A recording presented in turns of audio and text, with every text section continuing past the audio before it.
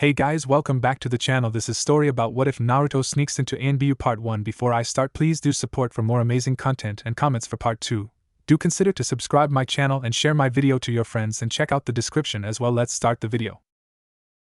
He did not notice the boy until said boy was halfway done vandalizing the Hokage monument. That, in itself, impressed him. More so was that no one else noticed till after the boy was done and set off a small smoke bomb just to get the village's attention. What followed was a run the likes of which the man had not seen in years. Part of him was greatly impressed as the boy outran, dodged, maneuvered and outthought the elite Anbu, skilled and seasoned Jonin, and many Chunin. Of course, the other part of him was enraged. Not at the boy, but at the Anbu. How could his elite Anbu, many he trained personally, have let themselves get so sloppy as to let the boy outwit them so easily? The boy had a skill, there was no doubt, and the observer would not take it away from him. But the elite shinobi should not be outsmarted that easily. He watched the blonde and knew who the kid was the moment he saw that shade of blonde hair. He watched as the boy ducked down an alleyway. He saw that the kid let the Chunin Academy instructor catch him, and he watched as the boy smiled and laughed, and joined said instructor for a bowl of ramen. The observer then went to the records room at the academy and looked up the boy's records. What he found made no sense. On paper the boy was less than useless. He made copies of all the graduating students' records and quickly snuck into the teacher's lounge. He observed the teacher's talk, and what he learned tempted him to break his cover as well as their necks. Decades of training in the art of infiltration taught him enough self-control not to do either, but he was severely tested. His next stop was a lone teacher squirreled away in his private office. The teacher Mizuki was asleep, his head was resting on his desk. The observer performed a mind-reading jutsu that the Yamanakas taught him. What he learned tempted him to kill again. This creep planned to use Naruto to steal a scroll from the Hokage's tower, and then frame the boy for treason or outright kill him. Instead of killing the traitor, the observer came up with a plan on the spot. This village would not know what hit them. You passed him? A counselor asked, shocked. Even after he stole a scroll from your personal quarters? Yes, impressive, don't you think? The Hokage asked as he took a few victory puffs from his pipe. Lord Hokage, you can't be serious. We can't let him represent Konoha as a shinobi, he will be an embarrassment. The boy could barely pass, and he shows no outright skill other than making trouble. The counselor had taken a different approach to attacking Naruto, knowing how the Hokage favored the boy. The Hokage sat there and frowned. He opened his mouth, was about to reply. 168. A voice broke the silence. Everyone froze. Although they couldn't describe the person who spoke, some sort of jutsu or genjutsu hid him, they knew that voice. Hiruzen reached into his desk and pulled out an old dusty calendar where he checked the date. You're late, your banishment ended 7 days ago, the old man spoke. I have been here, I was taking care of the paperwork for the last 10 years. The Sandaime Hokage just nodded. Welcome home, Kuzai. 168? The number of Anbu, Jonin, and Chunin the boy was able to outsmart and outrun, not to mention the fact that no one saw him paint the monument until after he was done. You say he has no skills but causing trouble? Kuzai said as he looked at the still silent men. How many missions have we done that involved sabotage? You know, sneak and raise hell, sneak out without getting caught. The boy is a natural. He continued. Regardless, his grades in the academy were the lowest, he is the dead last. He can't even perform a simple clone jutsu. No Uzumaki will ever be able to perform the simple clone. It's written in the academy teacher's guide, their chakra reserves are too large. Everyone saw the Sandaime blush before clearing his throat. That is correct, since he is an Uzumaki, then by the rules, I should have checked his chakra reserves. And if they were found to be at a certain level, he was supposed to be given access to one of his family jutsu. Kuzai finished and stared down the men and women in the room. Family jutsus? A woman Chunin asked, confused. Yes, a jutsu invented by the Uzumaki clan as their primary training tool, the reason they were so powerful. Which jutsu? Said a Chunin with a scar on his nose. Kuzai recognized the Chunin as the only academy instructor worth his rank and pay, Irika Yumino. Shadow clone jutsu. It was customary for young students between 8 and 10 to start training with the clones in Yuzu. Tobirama Senju the Nidaime invented the shadow clone jutsu. Kuzai just stared at the Chunin, says who? Before the Chunin could reply, the Hokage cleared his throat.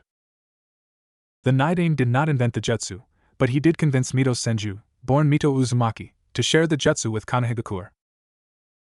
They were silent for a few minutes as Kuzai just smirked at the old man. So that is why Irika started, and when most looked at him. The shadow clone jutsu was what he used to beat Mizuki. Yes, Kuzai interrupted, that was how he could learn and use the skills so quickly. And with such power that jutsu is literally in his blood. Wait a minute, the Hokage spoke, did you know about Mizuki's plan beforehand? Kuzai just smiled, of course. I wanted to see what the kid could do, especially with all the sabotage to his training at the academy. There was no sabotage. The demon brat, the head academy instructor, started to yell when he was silenced by the massive killing intent that radiated from the Hokage. What kind of sabotage? The Hokage asked calmly as he stared at his soon-to-be the former head instructor. Kuzai just stood and waited, smirking, but said nothing. He noticed Irika was blushing in shame and anger.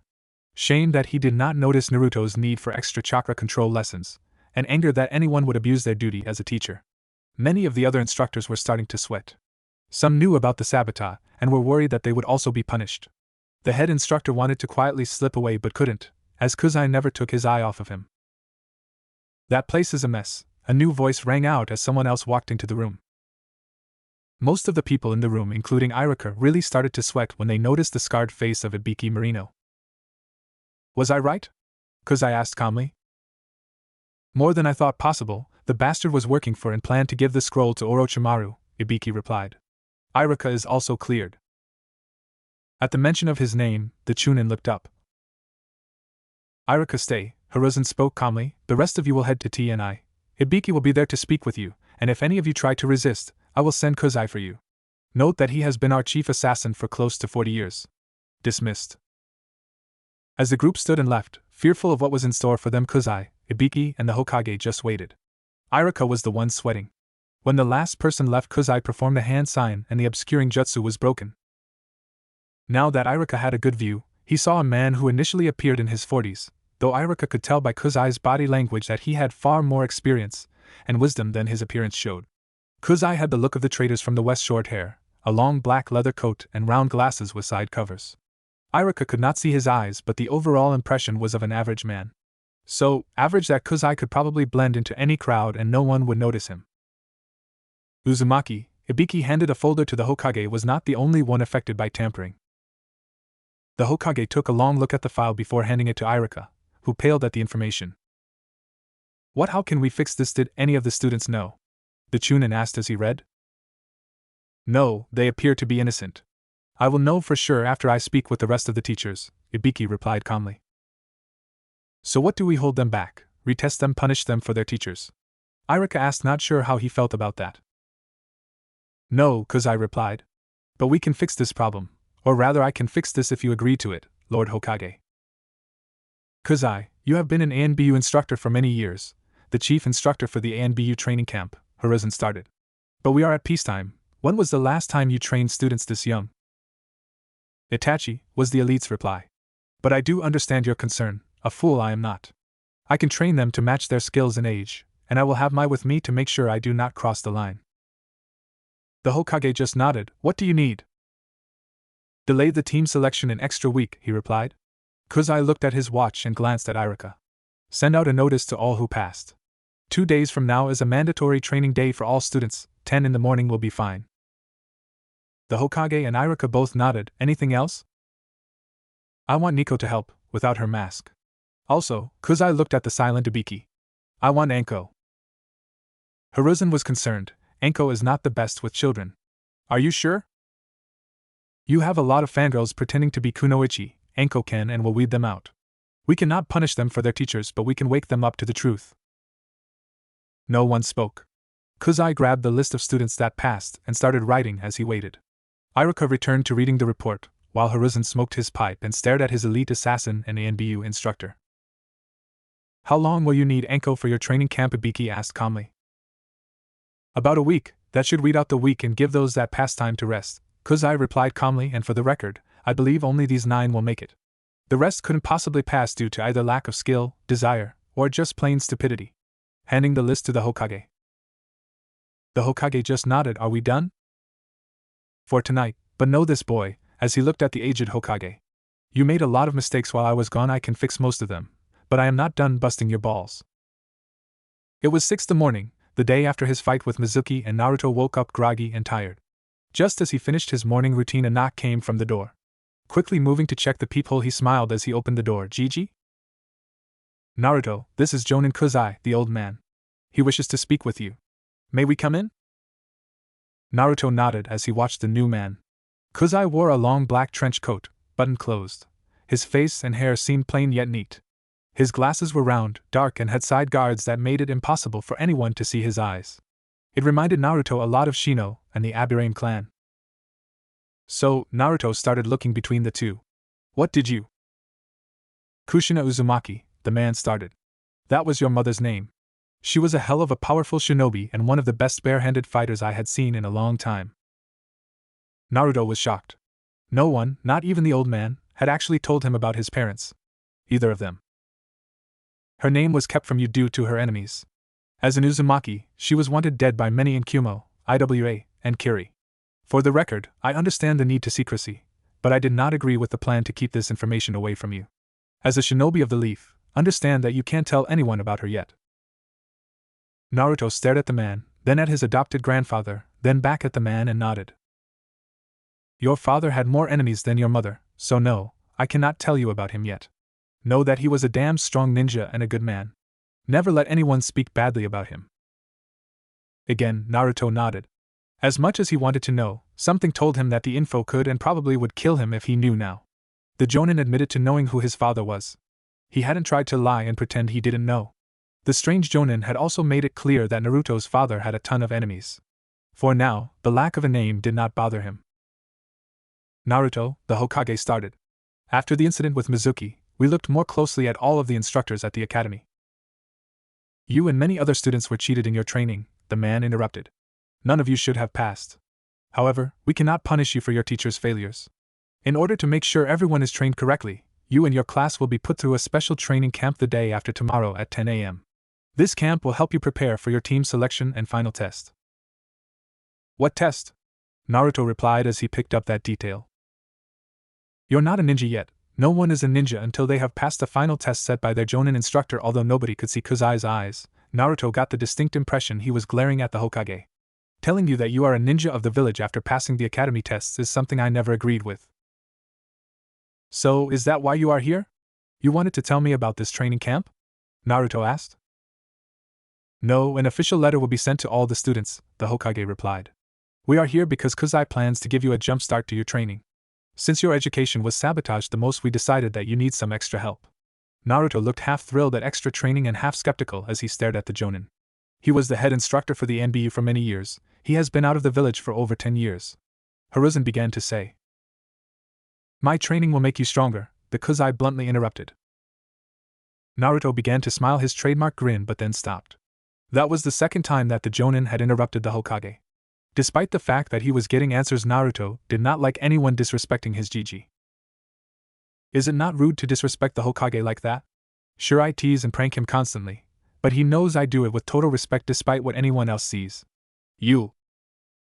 Naruto, Kuzai is older than me, the Hokage spoke up. He is one of my former teachers and has been one of my biggest critics for longer than you have been alive. He knows when to respect me. To be a good Hokage, you will need a friend and an advisor that has the ability to speak to you as an equal, and Kuzai is one of mine.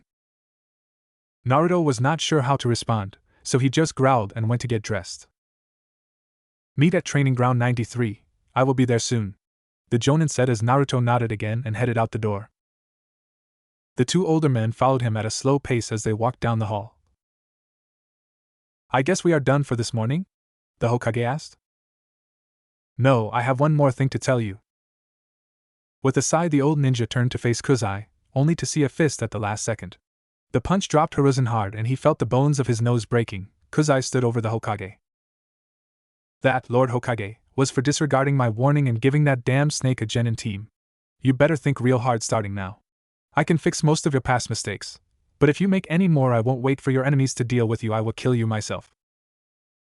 Naruto watched his strange new teacher walk into the clearing. The man watched the boy calmly as he unbuttoned a few buttons on his coat in order to give himself more room for his legs to move. We will spar now, taijutsu only. Give me everything you have if you can knock me off my feet. I will pay for all your ramen for the next 30 days. Naruto attacked hard, but Kuzai easily blocked his first punch and threw him away. Naruto managed to flip around and land feet first on a tree, which he used to launch another attack. That set the pattern for the sparring session. The Jonin noticed that Naruto could take a hit and get right back up, so he started to hit harder and harder each time. The boy just would not stay down.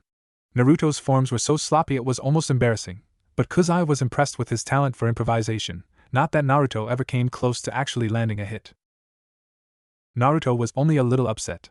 He realized that this was his first time sparring with someone outside of class, and if he was honest, he was enjoying it.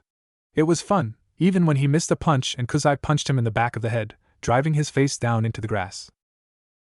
Soon there was a ding and Kuzai motioned for a stop. What? Why?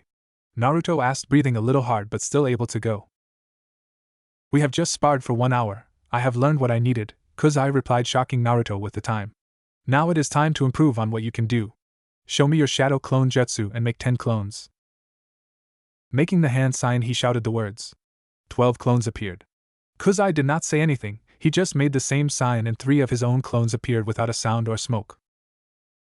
He looked at the clones. You 5 with him, you 3 with him, and you 4 with him, he told Naruto's clones.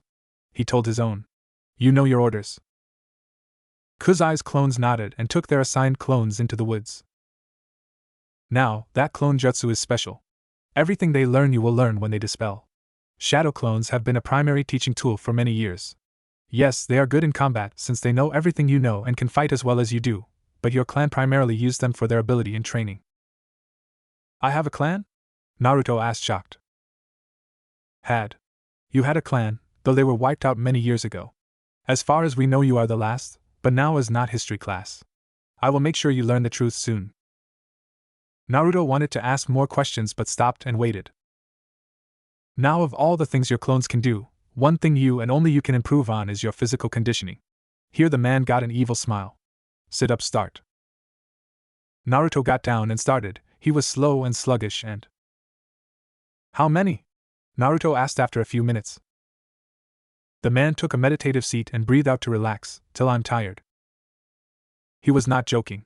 Naruto continued to do sit-ups for what felt like hours. He was panting, grunting, groaning, and hurting. He even stopped twice to throw up. Kuzai only asked if he had got it all up and told him to continue. Then the ding interrupted them both. That's 2 hours, switch to push-ups. When it dings again, start jumping squats, Kuzai ordered. Naruto obeyed. Although he was sore and hurting, he really wasn't tired. He also felt the pride that comes from was getting a good workout. After the final ding, Naruto stopped and was almost ready to collapse to the ground. Stretch out so you don't cramp up, Kuzai spoke as he handed a water bottle to the boy. Naruto just nodded as he took a drink and stretched. The silence was starting to grow. He had been silent for hours, and anyone that knew the blonde knew it would not last. You know a lot about me, Naruto started. Do you know about, and the boy trailed off, not sure how to mention it. The fox? Kuzai asked. When Naruto nodded, he continued, I know more about that fox than anyone alive at the moment. Naruto looked at him, waiting. I am old enough that I was there during the battle between Madara Uchiha and Hashirama Senju at the Valley of the End. I watched as the fox was sealed into a person, called a Jinchuriki. That person was Mito Senju, who was born Mito Uzumaki. Naruto was shocked by that. What I am telling you can't be bragged about or boasted about. There are people in this village that would either try to use you for their schemes or outright kill you. That's another reason the knowledge of your family was kept secret. Naruto stopped again. I understand, and if people knew, I'm sure they would treat me better only because of my ancestor, and not because I had earned their respect. I want to be respected for my own achievements, not theirs. Good, now back to the fox. I have spent a lot of my life studying demons, and the fox is probably the most powerful and most corrupted of them all. Hatred and cruelty have warped his mind. Here Kuzai stopped and looked out into the woods as if he was remembering something. He remembered what it was like before Madara showed the world just how big of an ass he truly was. He was thinking about how the fox used to search out evil and hate-filled humans. The fox attacked them, as he tried to preserve its father's dream. Kuzai-sensei? Naruto asked, concerned. Chief. Call me Chief. He replied, I am the chief instructor for the Anbu training camp. Are you okay, Chief? You went quiet, Naruto asked.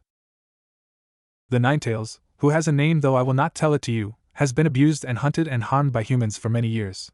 His outlook seems to have turned dark. The best thing you can do is be respectful of him. He is not a mindless killing machine but a creature of the world, with dreams and feeling and desires just like you. That is not to say he won't try to hurt you. He is a prisoner, and no prisoner likes their cage. He will try to trick you so he can escape. It is not the time for that yet, just remember that no prisoner likes their cage. Here Kuzai stopped, shifting his head to the side. Okay, the first of your clones are about to dissipate, get ready. Naruto nodded and stood up. It did not take long before he felt a rush of information. Next, he walked over to a tree and started to walk up to it slowly. Once he was certain of his footing, he began to go faster. Cool, this is awesome, he shouted as he ran up the tree and along the underside of a branch before jumping and flipping to land on his feet. Then a second rush hit him. When he looked around, he could not find any water, but that was okay since he had not yet mastered that training. We can walk on water? He asked, shocked. Yes, it is a basic but very important skill. Once you have learned both tree and water walking, I will teach you how to fight using both. Woo-ho, I will be stronger, the Sasuke team in no. Naruto was quickly silenced by a slap to the back of his head. He glared up at the man, only to be frozen by a glance. Focus! You are a shinobi of the leaf, there are more important things than who is stronger. In fact, Who is Stronger is a playground game that has no place anywhere but the playground. You have a long way to go and much to learn as you grow. That game is over starting now. The growl in his voice made it clear that Kuzai was serious about this, and even the somewhat stupid blonde knew not to argue it. Okay, the third group should be about ready. Again, Naruto got ready. This time the rush came harder, and he stared out into the woods for a moment. He started to perform a kata, working through each step slowly. When he made a mistake, Naruto would stop, correct his position, and then continue. He did not master it right away, but now he could see his mistakes and how to correct them. It made Naruto realize without a doubt that the chief could and would make him a better ninja. Go to the bathhouse. I want you to soak good and long. Your body will be sore, and tomorrow we will do this again. Meet me here at the same time. And with that, Kuzai vanished. Naruto did not know what to think, so he just followed his orders. Kakashi Hatake sat on the memorial stone as he read his book. He was reading it to all the friends he had lost so they would not miss out on the golden literature. As he turned a page, he realized that someone was squatting down on the rock behind him. The copy ninja closed his book and put it in his vest. He drew a kunai and the fight was on. It was the most one-sided fight the Anbu captain had ever been in. He could not hit the person. Hell, he couldn't even see him. Yet this guy, and he was sure it was male, would hit him. Hard over and over and over again. After the third time his face was planted into the large rock, Kakashi lifted his Hittite and revealed his 3-tomo Sharingan. That only made the attacks come harder, faster, and nastier. He could not move, attack, defend, or even breathe. What was worse was that he could not track his attacker. Wait, there is no intent. Kakashi thought to himself. There was only one time anyone had ever handed him his ass this badly without any malicious intent. His face was again slammed into the rock. Greetings, Chief, welcome back, Kakashi spoke as he slowly stood and re-hid his eye. The man just stared at the copy ninja as he waited. When did you return? Kakashi asked, reaching his feet. My banishment ended 7 days ago. I am not happy with what I learned in those 7 days. Kakashi did not reply, he knew better. This man was not one to piss off, and if you somehow managed to do that, Kami have mercy because Kuzai wouldn't. Naruto Uzumaki is Kushina's son, Kuzai started to speak. The day you die, I have no doubt the first people you will meet will be his parents, both of them. Kakashi did not speak. He knew he was in trouble. His inability to care for the boy, even from the shadows, warranted whatever beating the boy's parents would deliver. At that moment the copy ninja felt the first drops of rain start, and heard a rolling of thunder. 1 hour, full assembly, Kuzai said as he vanished. The storm started to fall into a fury. Naruto was almost to his apartment when the rain hit. It came down in sheets as the lightning flashed and thunder rolled. In seconds he was soaked. All he cared about was getting someplace with 4 walls and a roof. He was just getting to the door of his apartment building. Chew, came a very soft sneeze, as though whoever did it was doing their best not to be heard. Naruto found a girl with indigo hair trying to hide in a small badly covered porch. He knew who she was, Hinata Hyuga, the cute girl that he had a crush on since the day he saved her from 3 bullies. She was soaked in her oversized coat and starting to shiver. Hinata? Hinata-chan? Naruto spoke out just loud enough to be heard over the rain. She looked up as he got close, her face inches from his. She could not help it, she blushed a deep red and was only seconds away from If you faint, it will be much harder, Naruto whispered. Stay awake for me. She looked into his eyes and somehow, she was able to regain her footing. She gave a soft nod. Naruto did the only thing he could. He took her arm and led her up to his apartment. Once inside, he handed her a clean towel and robe, then quickly showed her to the bathroom. Once she went in, he turned around and looked at the mess that was his apartment. He made a large group of clones and set them to cleaning, sending 2 more out on errands. It was barely 3 in the afternoon, but the storm raged and blocked out any light. So, it was dark when every Anbu and elite jonin of the Leaf Village stood in formation. Everyone in formation stared at the man at the front. He stood back straight, feet apart, hands clasped at the small of his back. No one knew what to think when they heard the call. Much less why it was the copy ninja that called the assembly. A flash of lightning came and everyone felt his presence. There was no mistaking that aura. He had returned. Kakashi snapped to attention without a sound. Those that weren't already at attention quickly followed him. 2 people started to walk up the center of the formation. One was the Sandaime Hokage, dressed in his formal Hokage robes, though his robes were open to reveal his battle gear. He was carrying his legendary staff. The second man wore a long black leather trench coat and a pair of dark circle-rimmed glasses with side guards. Other than that, he appeared average and easily overlooked. The 2 walked up and stood before Kakashi the copy ninja to step back, and the 2 men turned to face the mass. You know who I am, what I am, and what I have done. I know who each and every one of you is, what you can do and what you have not done. Kuzai spoke calmly as he looked around. I am not impressed. In fact, I am completely pissed off. A shiver went up the spines of every Anbu and Jonin. Only their training kept them from running from this one man's intent. I am thinking about stripping you all of your ranks, cutting your pay, and making you rerun the gauntlet. No one spoke, though a shiver went through the formation. You all owe your Hokage for preventing that. I trained you better than this. Kuzai finished. An Anbu boar stepped forward. Chief, I and many others are not. We do not understand. The boy, Kuzai replied, is skilled and clever. I am impressed. But none of you saw him painting the monument till after he was done. Most of you did not see him until he set off a smoke bomb. And then he outran all of you. He is skilled, yes.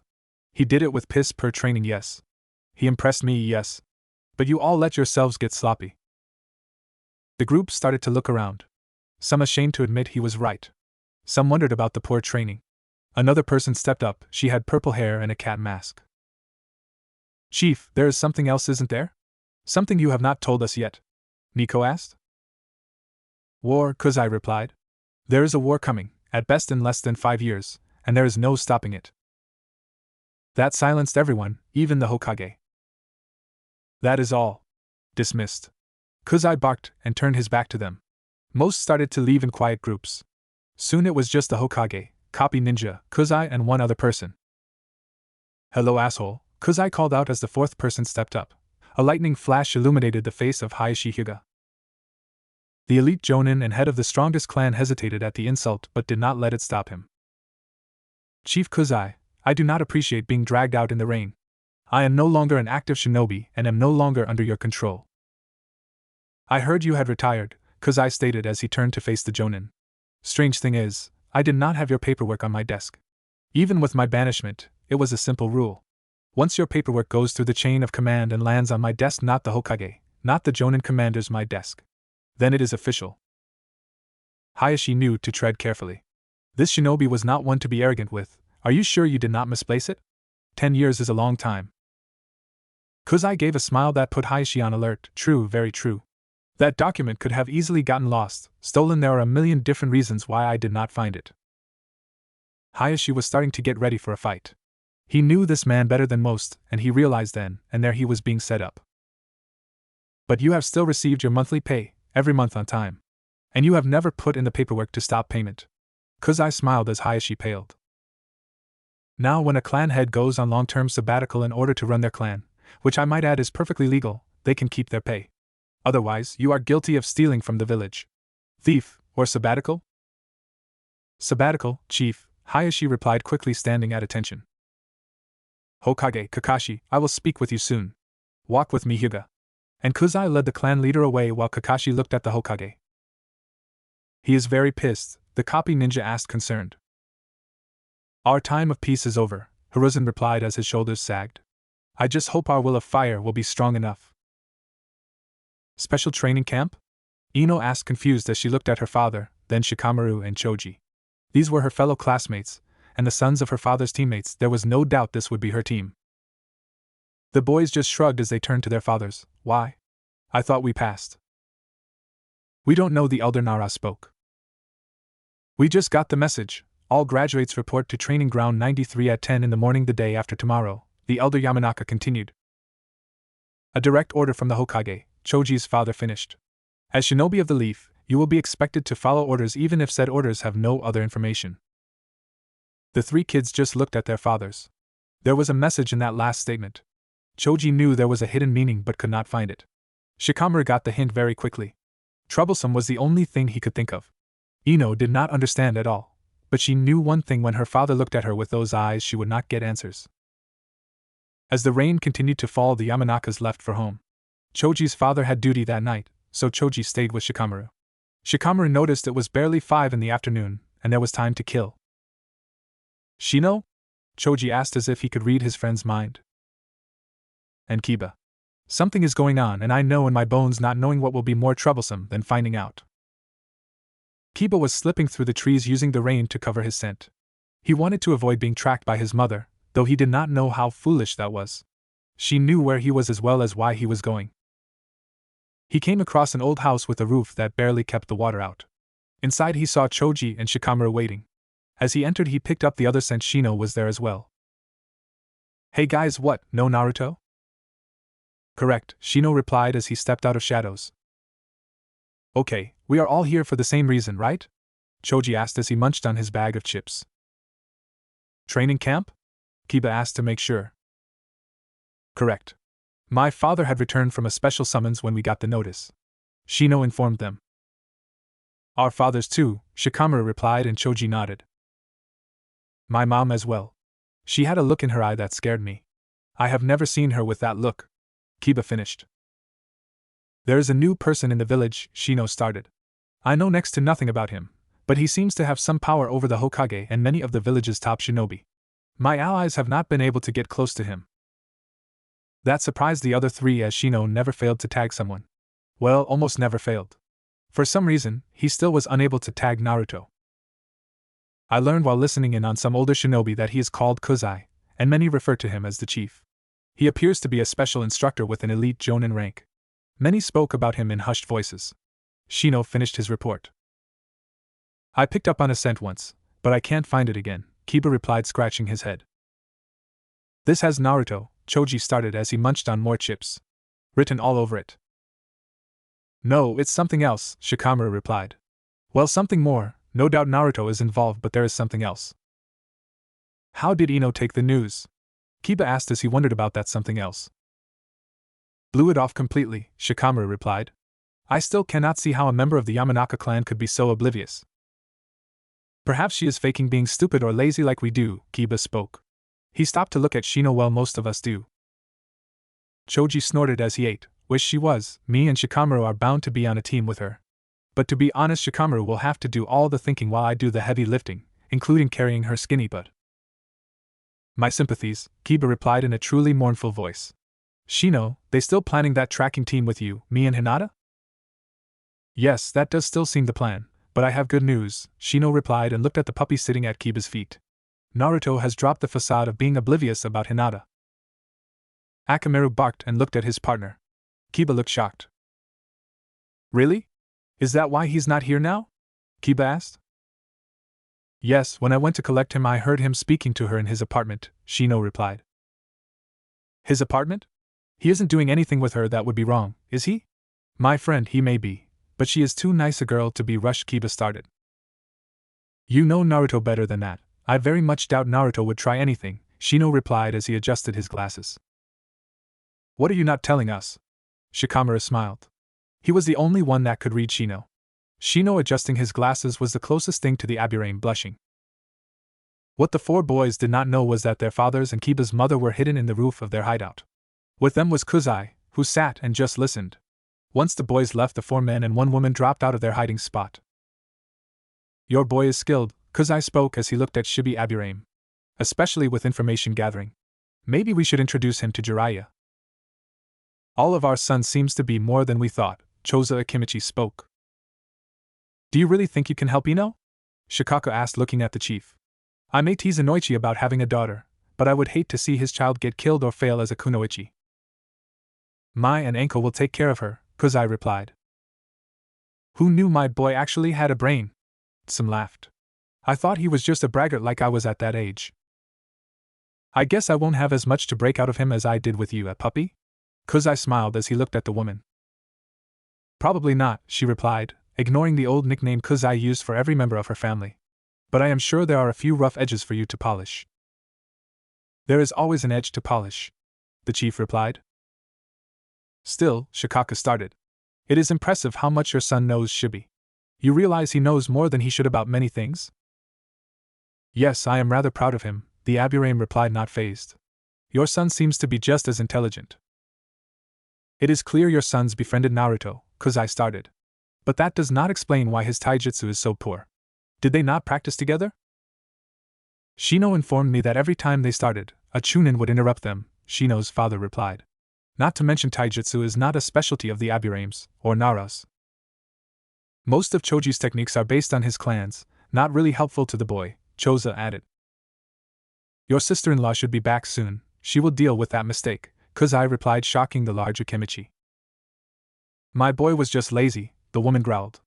Fuck that damn law, made it really hard to help his son. Kuzai just nodded. That interference is over, so now I suggest they start training together after the camp. Don't worry, I will handle the details, the chief spoke, and the group felt confident it would be handled. How troublesome are you going to be? The Jonin commander asked. I am going to rewrite the definition of the word, the elite replied with a smile that could only be called evil. Are you a clone? Hayashi asked as he and Kuzai walked the village from one end to the other in silence. Very good. Was that a guess or did you actually work it out this time? The clone replied. Hayashi just grimaced. He knew this guy was always one step ahead of him, knowing that did not make it easier. You are less than pleased with me, Hayashi asked calmly. I am debating whether or not I should just kill you right now or put you through hell first, and then kill you, the chief replied. Hayashi grimaced again. It was worse than he thought. The chief was not here as a commanding officer of the shinobi forces, he was here as. What are you doing here?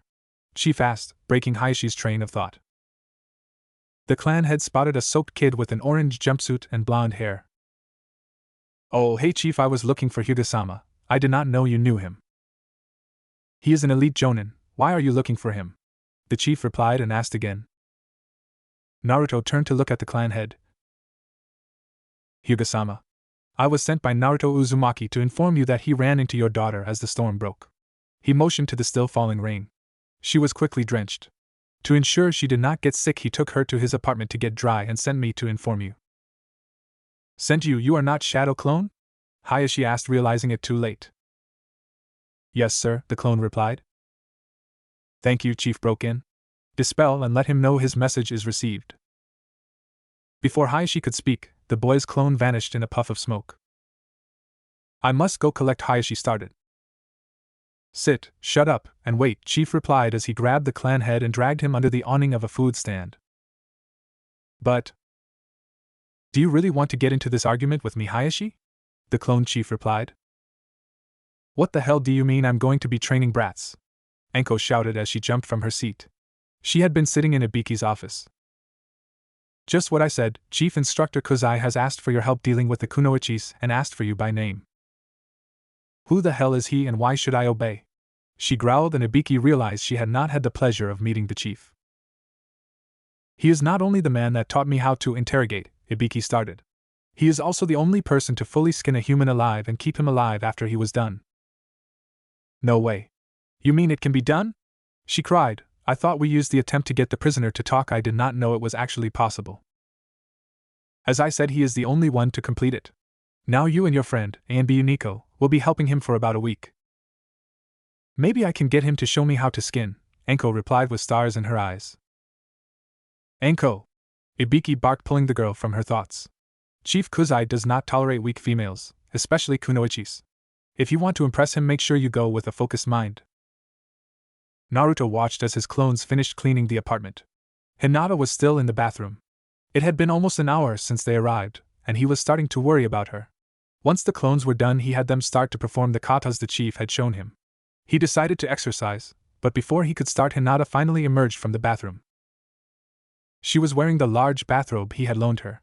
She looked for a dryer, and Naruto simply waved to the back corner where his small washer/dryer was hidden.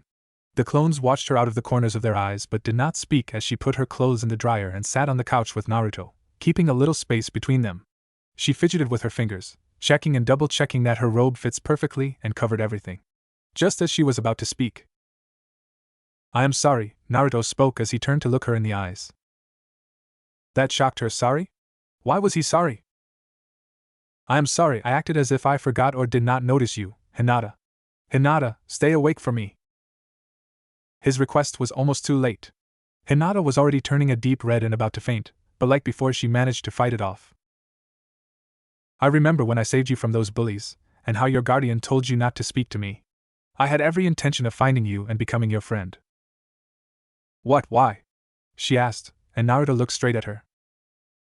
"'Cause you are probably the kindest girl there is. You are smart and strong, yet not arrogant like the rest of your family, and when you're not around them you treat people kindly, especially young children. Plus, you have a lovely smile and a beautiful blush." Naturally, the mentioned blush returned to her face, but she shook her head. "I mean, why didn't you come find me?" she asked. She was worried he would say because you're not as strong as I thought, or you're too much of a failure, things her family had said many times. "Two of your clan elders." And he spits the word elder, as if it was venomous. "They cornered me the next day and made it clear if I spoke to you they would end me. As an orphan living alone and with almost no help, I could not stand up to two elders of one of the village's most powerful clans, so I forced myself to stay away, well, almost." Here he grinned, that prankster grin she loved so much. "Did you realize that those bullies never bothered you again?" She nodded and blushed. "I have been making sure you weren't bullied as much as possible, but I have not been able to do anything about your family." He looked down in shame. "Know this. You are not alone, and that door," he pointed to his front door, "is always open to you." She knew that not only her face but her whole body was blushing. She was on the verge of passing out again. "Ano T, thank you, Naruto-kun." "My pleasure, Hinata-chan." And that did it. She had resisted the feint repeatedly, but this time she could not win. Hinata passed out on the couch, but instead of leaning away from Naruto she leaned towards him. Now she was out cold with her head on his shoulder. Naruto froze. "Great. Just great, now what do I do? Should I wake her?" he thought as he watched her sleep, a smile on her face. "Nope, not going to wake her."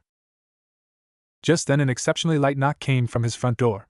He knew who it was but could not call, so he just tapped a code softly on the wall behind him. The front door slowly opened as Shino Abirame silently moved in, kunai in hand. The use of that code made Shino worried that someone had tried to attack Naruto in his apartment again. What he found was a scene so adorable that he really wanted a camera. The blackmail he could muster from a picture would be worth the young blonde's rage. Naturally, Shino did not let any of these emotions show. He was an Abirame after all. "Shikamaru called a meeting, but I see you won't make it," Shino spoke in a low whisper so that Hinata would not wake. "There is to be a training camp, you know all about that, don't you?" Shino noticed a smile on the blonde's face. Naruto just nodded, careful not to wake Hinata. She might not recover if she knew someone besides Naruto had seen her like this, even if it was Shino. "She was following me again," Naruto started after a few moments of silence. "She got caught in the rain and sneezed. I couldn't let her get sick, so I decided to end the facade." "Good, Akamaru will be happy," Shino replied. "He enjoys it when she rubs his belly. Now that she will be in our little group," here he took Naruto's nod as confirmation, "he will be happy to get them daily." Naruto smiled. "I will let them know you won't make it. For Hinata's sake, I won't tell them too much," Shino said as he turned to leave. "Once it is out that she is talking with me, her family will try to harm her," Naruto warned. "We should plan to drop our facade soon, and all at the same time. She will need us."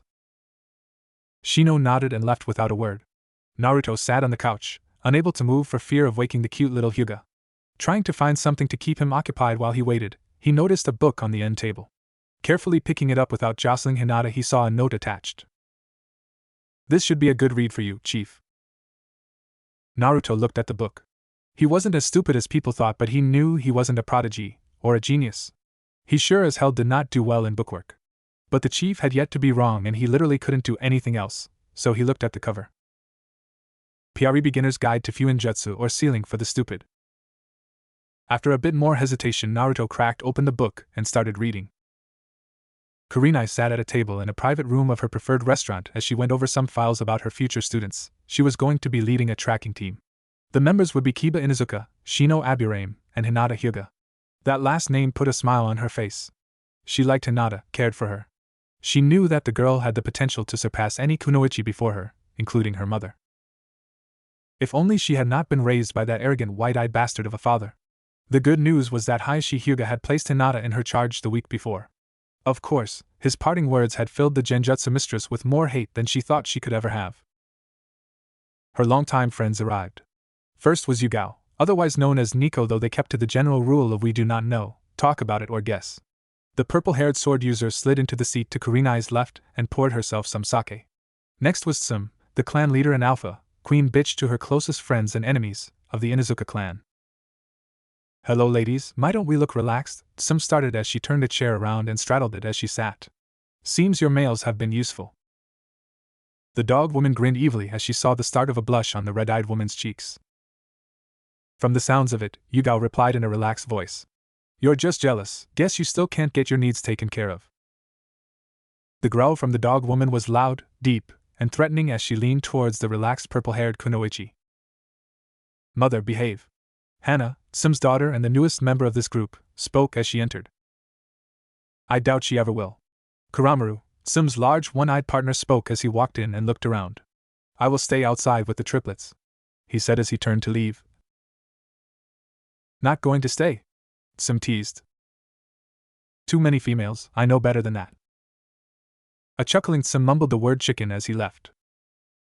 How long before Anko arrives? Hana asked as she took her seat.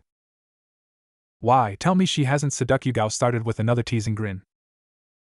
She has been here for half an hour, Kurenai replied as a body literally slithered in behind Kurenai, then all the way around her body before coming to rest with Anko basically hanging from Kurenai. Ah, you knew I was there? She teased as she wrapped her legs around Kurenai's waist. Anko slipped one arm under Kurenai's while the other came up over Kurenai's shoulder, completely entrapping her in an embrace. Everyone knew Anko was looking for a reaction, which was why no one reacted. Kurenai just sipped her drink as if nothing was different. Now that everyone had arrived, Kurenai decided to get the meeting started. Although Tsum was older than the rest by almost 10 years, close to 20 regarding her daughter, it somehow came about that Kurenai was the group's leader. She looked around at the strongest collection of kunoichis in the village of the Leaf. In fact, they were the only real kunoichis worthy of the title of ninja, at least active ones. She was disappointed.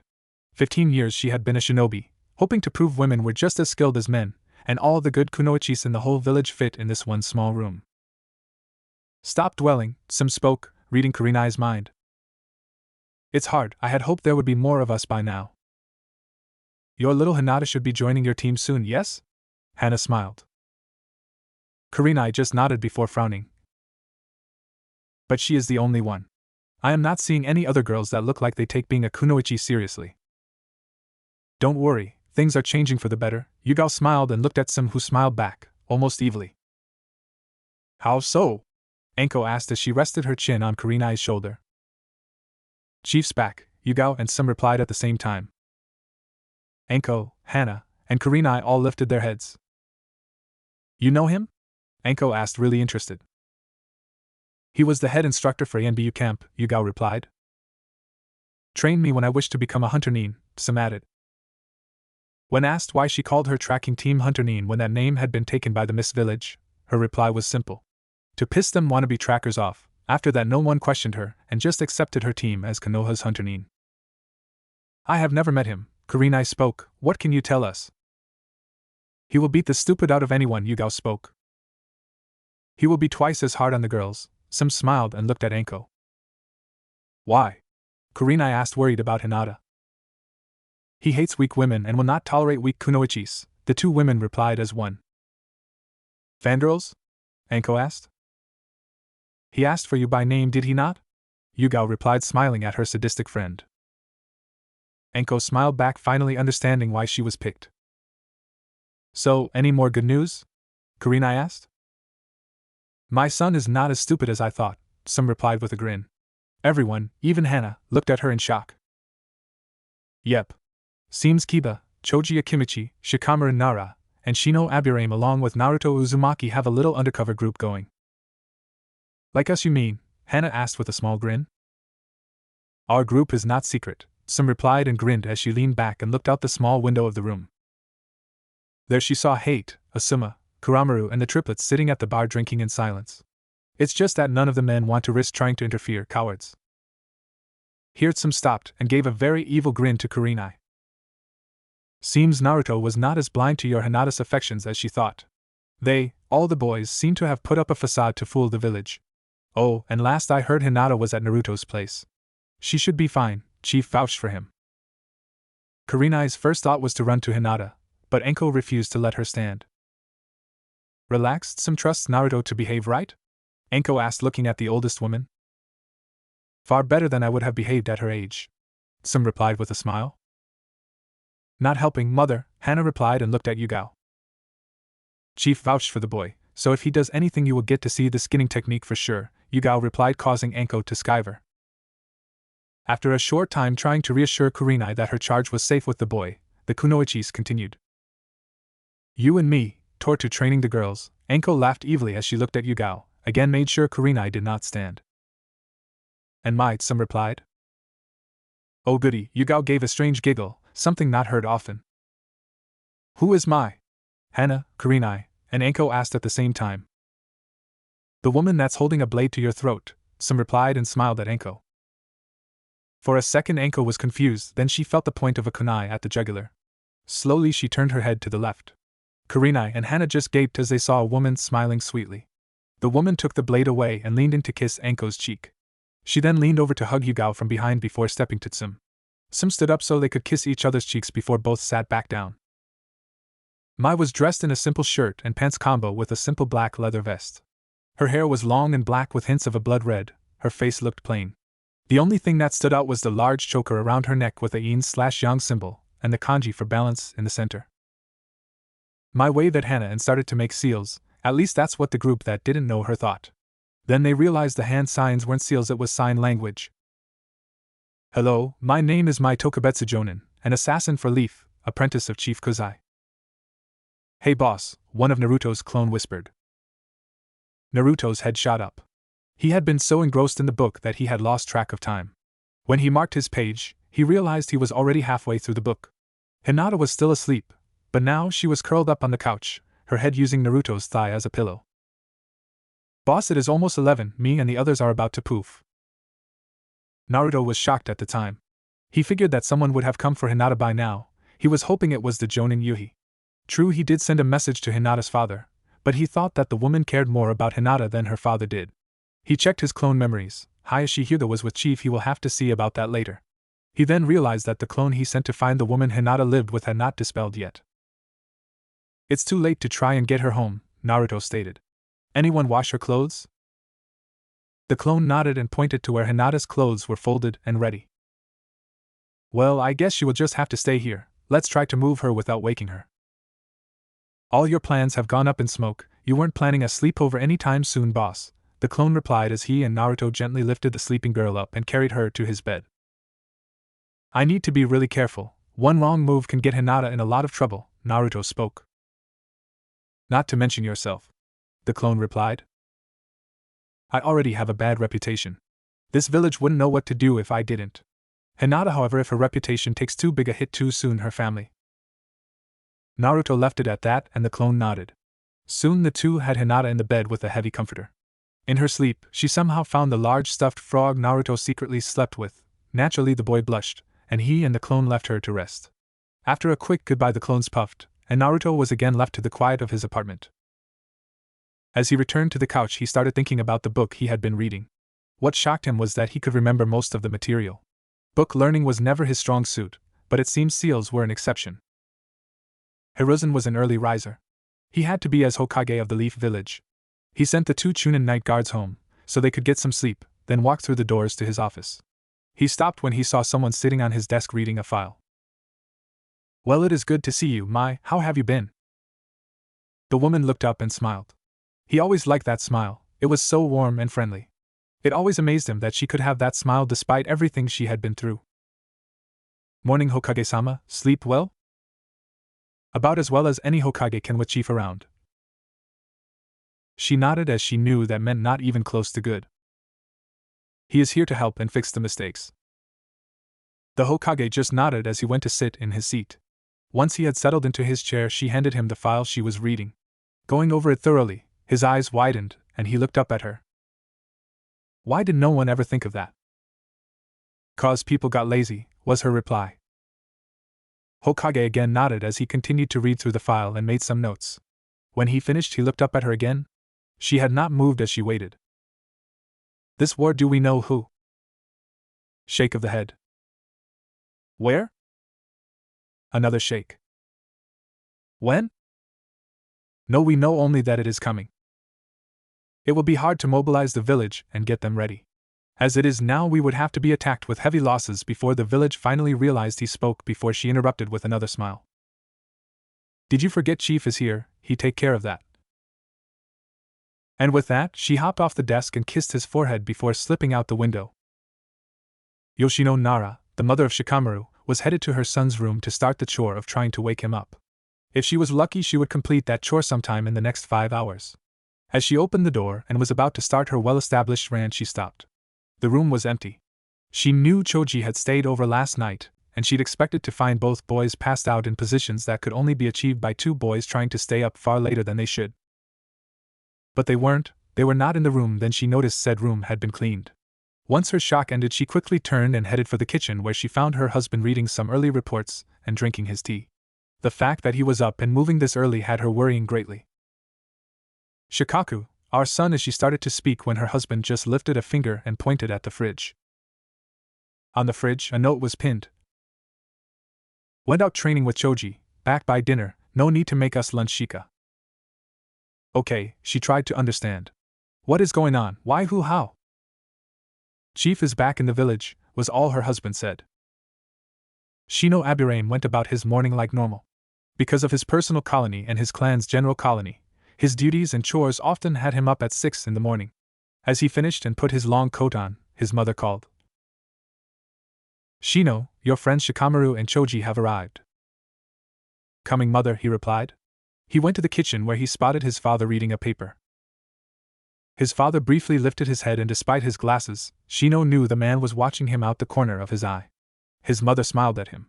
She was a kind, friendly, and open woman that his father had met on a mission out of Fire Country. In a rare act of emotion, one neither Choji nor Shikamaru would ever mention, Shino pulled the collar of his coat down to kiss his mother on the forehead. She was, in fact, shorter than her 12-year-old son, before replacing his coat and nodding to the 2 boys and following them out. The 3 boys walked in silence through the early dawn. Shino and Shika were having a silent conversation with each other, silent as in no words used at all, yet they knew what was being said. Choji knew something was up but had long ago resigned himself to never understanding how his friends' minds worked. As they walked into the Inuzuka compound, they noticed they were watched by several people and many, many dogs. Hana, Kiba's older sister, was in front of one house tending to her triplets. She hesitated slightly, which told Shikamaru and Shino all they needed to know. Morning, boys, she smiled. Morning, senpai, Choji replied politely. Kiba up? Doubtful, it is too early for him, his sister replied. This cannot wait, can we collect him? Shino spoke calmly. Sure, she replied with a grin, then hesitated. Wait here. Hana quickly went into the house and into the living area. Sim was laying on the floor, almost completely naked, with 2 or 3 empty bottles around her, using Kuramaru as a pillow. Really, mother, this does not help us dispel that rumor, Hana thought as she grabbed a blanket and covered her mother. The massive dog just opened his eye. Kiba's pack have arrived and are looking to collect him, she told the Niken. Worried about that rumor? He asked, giving a doggy grin. It is getting out of hand. Even her closest friends are starting to believe it, or at least consider it. We know the truth, that is all that matters, he replied and closed his eye to sleep. Returning to the door, Hana called the boys in. None of them turned a head or batted an eye as they walked to Kiba's room. They had all seen Sim passed out on the floor, her head on the large dog and a thin couch blanket covering her. Several pieces of clothing were spread over the room. This does not help the rumor, best not say anything, all three boys thought at once. Entering Kiba's room, they found it in just as big a mess, the boy out cold and snoring loud. Akamaru woke up as he sensed the boys enter. Shino went to find Kiba's clothes. Shikamaru collected the puppy while Choji grabbed the sleeping boy and lifted him up on his shoulder. Said boy didn't even budge as he slept. "Good morning, boys," was their greeting as they walked back into the living room/kitchen. Sitting at the table in a simple bathrobe was Sim, drinking her tea as if nothing was wrong. It seemed hangovers didn't bother her. "Greetings, Inuzuka-sama," Shino replied in a greeting to the clan head. She smiled and sipped her tea. "You know where the training grounds shower is, yes?" Shikamaru and Shino just nodded, and Choji shifted to get a better grip on the boy who still did not wake. The woman returned to her tea as a dismissal. The shower was cubical with just enough wall to cover the basics. The Inuzuka were known to be more nature-based than most, so nudity was not taboo here. Putting Kiba's sleeping form in the floor of said shower was easy. Choji just dropped him on his butt. Still, he slept. Shino reached in and turned on the water, cold first. "What the hell? Cold knock it off, what the hell?" Mot Kiba stopped as he finally woke up and found not his mother but his friends. "You could have just shaken my foot," he said. Akamaru whined as Kiba finally noticed he was not in the house shower, but way outside at the training ground one. Choji tossed the boy the body wash. Kiba took it and stripped off his pajamas, leaving him in just his shorts. They were standard shinobi utility shorts, designed to dry quickly for quick swims, bathing, just about anything, a standard in shinobi gear. "You carried my sleeping but all the way out here?" Kiba asked as he washed. When the others nodded. "Damn, I really need to sleep lighter. This heavy sleeping will get me someone killed out on a mission." "Agreed," Shino replied. "Any news?" Kiba asked as he finished and started to dry. "Mom was pretty drunk when she got home last night. I ran like hell when she challenged the older clansmen to strip poker." "Our parents know," Shikamaru replied. Kiba's head shot up as he finished getting his vest on. "My father was awake when Choji and I woke and tried to sneak out. He didn't say anything, but he was dressed in his training gear." "If Shikamaru's dad knows, my dad knows," Choji added. "Your sister gave only a brief look at us when we arrived and had no problem letting us collect you," Shikamaru added. "My father outright told me," Shino spoke up. "He said he knew about our group and was impressed with how well we played the facade. He was also impressed at our skills." "He tell you about this, Chief?" Shikamaru asked. "Only that it would be best not to mess around during his training. Braggarts, layabouts, and wannabes will not enjoy the time." Choji nodded and Kiba thought. "How bad is it?"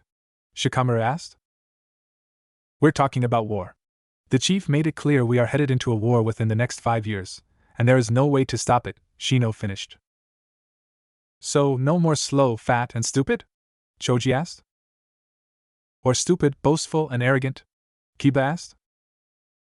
"Or lazy and weak," Shikamaru finished. "The good news is Chief is running the training camp, which means we can grow and become stronger without having to show the village just how much we played them. Our cover is secure except in the eyes of our fathers and your mother." Shino spoke as the boys slowly made their way back to the entrance of the compound. "I am not sure I want my mother to know yet," Kiba spoke and stopped as a chill went down his spine. "She is behind me, isn't she?" "Naturally," Shikamaru replied. Kiba was embraced in a massive hug from his mother from behind. "I am so proud of you. You were able to hide your true self, even from me. That is an important skill for a shinobi to have. You boys did well." "Thanks, Mamo Uch," he cried as she smacked the top of his head. "That's for lying to your mother and making me think you were stupid. Be back for lunch," the woman called out as she turned to return to her house. "If the number of bruises she leaves is how you determine how much a mother loves you, then my mother loves me more than any." Kiba whined as he rubbed his head. "So, what did they say?" Kakashi stopped and looked around. Kuzai was sitting in a tree. Kakashi had just left a secret meeting with the council. "They told me who my team would be," Kakashi started. "Uchiha, Haruno, and Naruto, but let me guess, train and push the Uchiha, give no training to Naruto, and they couldn't care about the girl?" Chief asked. "Correct. What are my orders?" Chief attacked. He used pure taijutsu, no chakra. "Fight me with everything you have." And he did. Kakashi used every trick in his book except his Sharingan eye. The thing was useless against the chief. Within 20 minutes he realized just how over-reliant he had become on the eye and how far his other skills had fallen. "You grew lazy with that thing. What did I tell you both about that? Kakashi was panting as he tried to lift himself up off the ground and just nodded. Pass them. Fuck the test, if they pass my camp, pass them, and then train both, the prince and the girl, train them both. The copy ninja's head shot up. Fuck the council, and with that, he vanished. Naruto woke up when his alarm went off at 6. He walked to the bathroom in a sleepy daze. He knew there was something he forgot but couldn't remember no matter how he tried. He walked out of the shower wrapped in nothing but his towel and went to his room for clothes. As he dropped the towel, it came back all at once. He stood there in his birthday suit for an eternity, or maybe just a minute. Both seemed possible. Slowly he turned his head to look at the bed. It was empty. Now he started to panic. Naruto knew just being his friend would put her in danger, so he dressed very quickly and left his room. There was Hinata sitting at his kitchen table eating. As she tried to read something, her blush spoke volumes about him walking around in a towel. Naruto didn't care, he was just glad to see she was okay.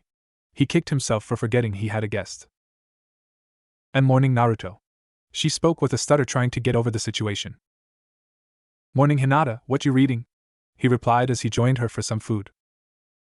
A letter from someone called Chief, here is one for you. Chief is the guy I was training with yesterday. He will be leading a training camp for all the graduates tomorrow. What did he write? He wrote about those shadow clones you use, gave me the math here. She stopped as she heard a thump and something that sounded like a hiss. She found Naruto on top of the fridge, glaring and baring his teeth like a pissed off or scared cat. For a moment she was confused when she noticed his eyes were locked on the paper she held, and remember how much he lacked in math class. She could not stop it. She started giggling at his antics, then she openly laughed. A sound not heard in that village in a long time. Hearing her laugh was like music to his ears and calmed him down as he slowly started to climb down from the fridge, one eye on her and one eye watching the evil numbers. That's a good Naruto, come sit, the evil math won't hurt you, it's for me anyway. She chuckled as she coaxed him back to the table like a cat or any other small scared animal. What is the math for? Naruto asked. Just how much chakra I would need to make a clone that could last 5 minutes and a trick to make it last longer without draining me, she replied as she continued reading. Oh, that's cool, well can you? After doing some work on a scrap of paper she smiled. I can make 2, what does your note say? Naruto had forgotten and quickly looked, then his eyes widened. It simply says bring her, he replied, then looked at the clock. Shit, we are going to be late. Naruto grabbed his shoes and made 2 clones. You 2 work on that seal's book, don't go out. The knowledge of me using clones will get out, but I want to keep it secret for now. I came up with a prank I want to pull. And with that, he took Hinata's hand and was running out the door. See, Anko spoke as she was half asleep as she clung to Kurenai's back, resting her chin on the woman's shoulder. Perfect gentleman. Kurenai was perched on the roof of the building staring into Naruto's apartment. She had been there all night. He forgot about her and walked past her almost naked. The red-eyed woman replied, looking for a reason to be mad. You're pretty absent-minded that early in the morning, Anko replied. Now take me to bed. Don't care what you do with me after we get there, but take me to bed, yours or mine, I don't care. Anko mumbles and starts snoring. Kurenai just scowled as she turned to take her friend home as she realized how tired she was herself. Hours later, Yugao had walked into Kurenai's apartment to find both women asleep on the couch, a sight that was so common that the Anbu did not bat a lash as she knew more than once that she too had woken up in the same state. Hinata just had to hang on for dear life as he basically took her across the village. Arriving, Naruto noticed he was 1 minute early, but Chief and 3 of his clones were already there waiting. Make your clones, Chief spoke as he waited. Naruto did again, making more clones than the 10 needed. This time it was 15. He turned to Hinata and she made her clones. 2 more Hinatas popped up and quickly all 3 took a pill. Once taken, the 3 Hinatas looked much better as the soldier pill refilled their chakra reserves. Chief looked at the girl and simply asked, Tree and water? She looked up as she thought. I have Master Tree but not water, she replied, feeling self-conscious. Her clan's elders had told her all children had passed this by now. Good, very good, better than most your class, Chief replied, shocking the girl. You 5, katas, take a Hinata. You 5 the tree, you 5 take the other Hinata and work on water.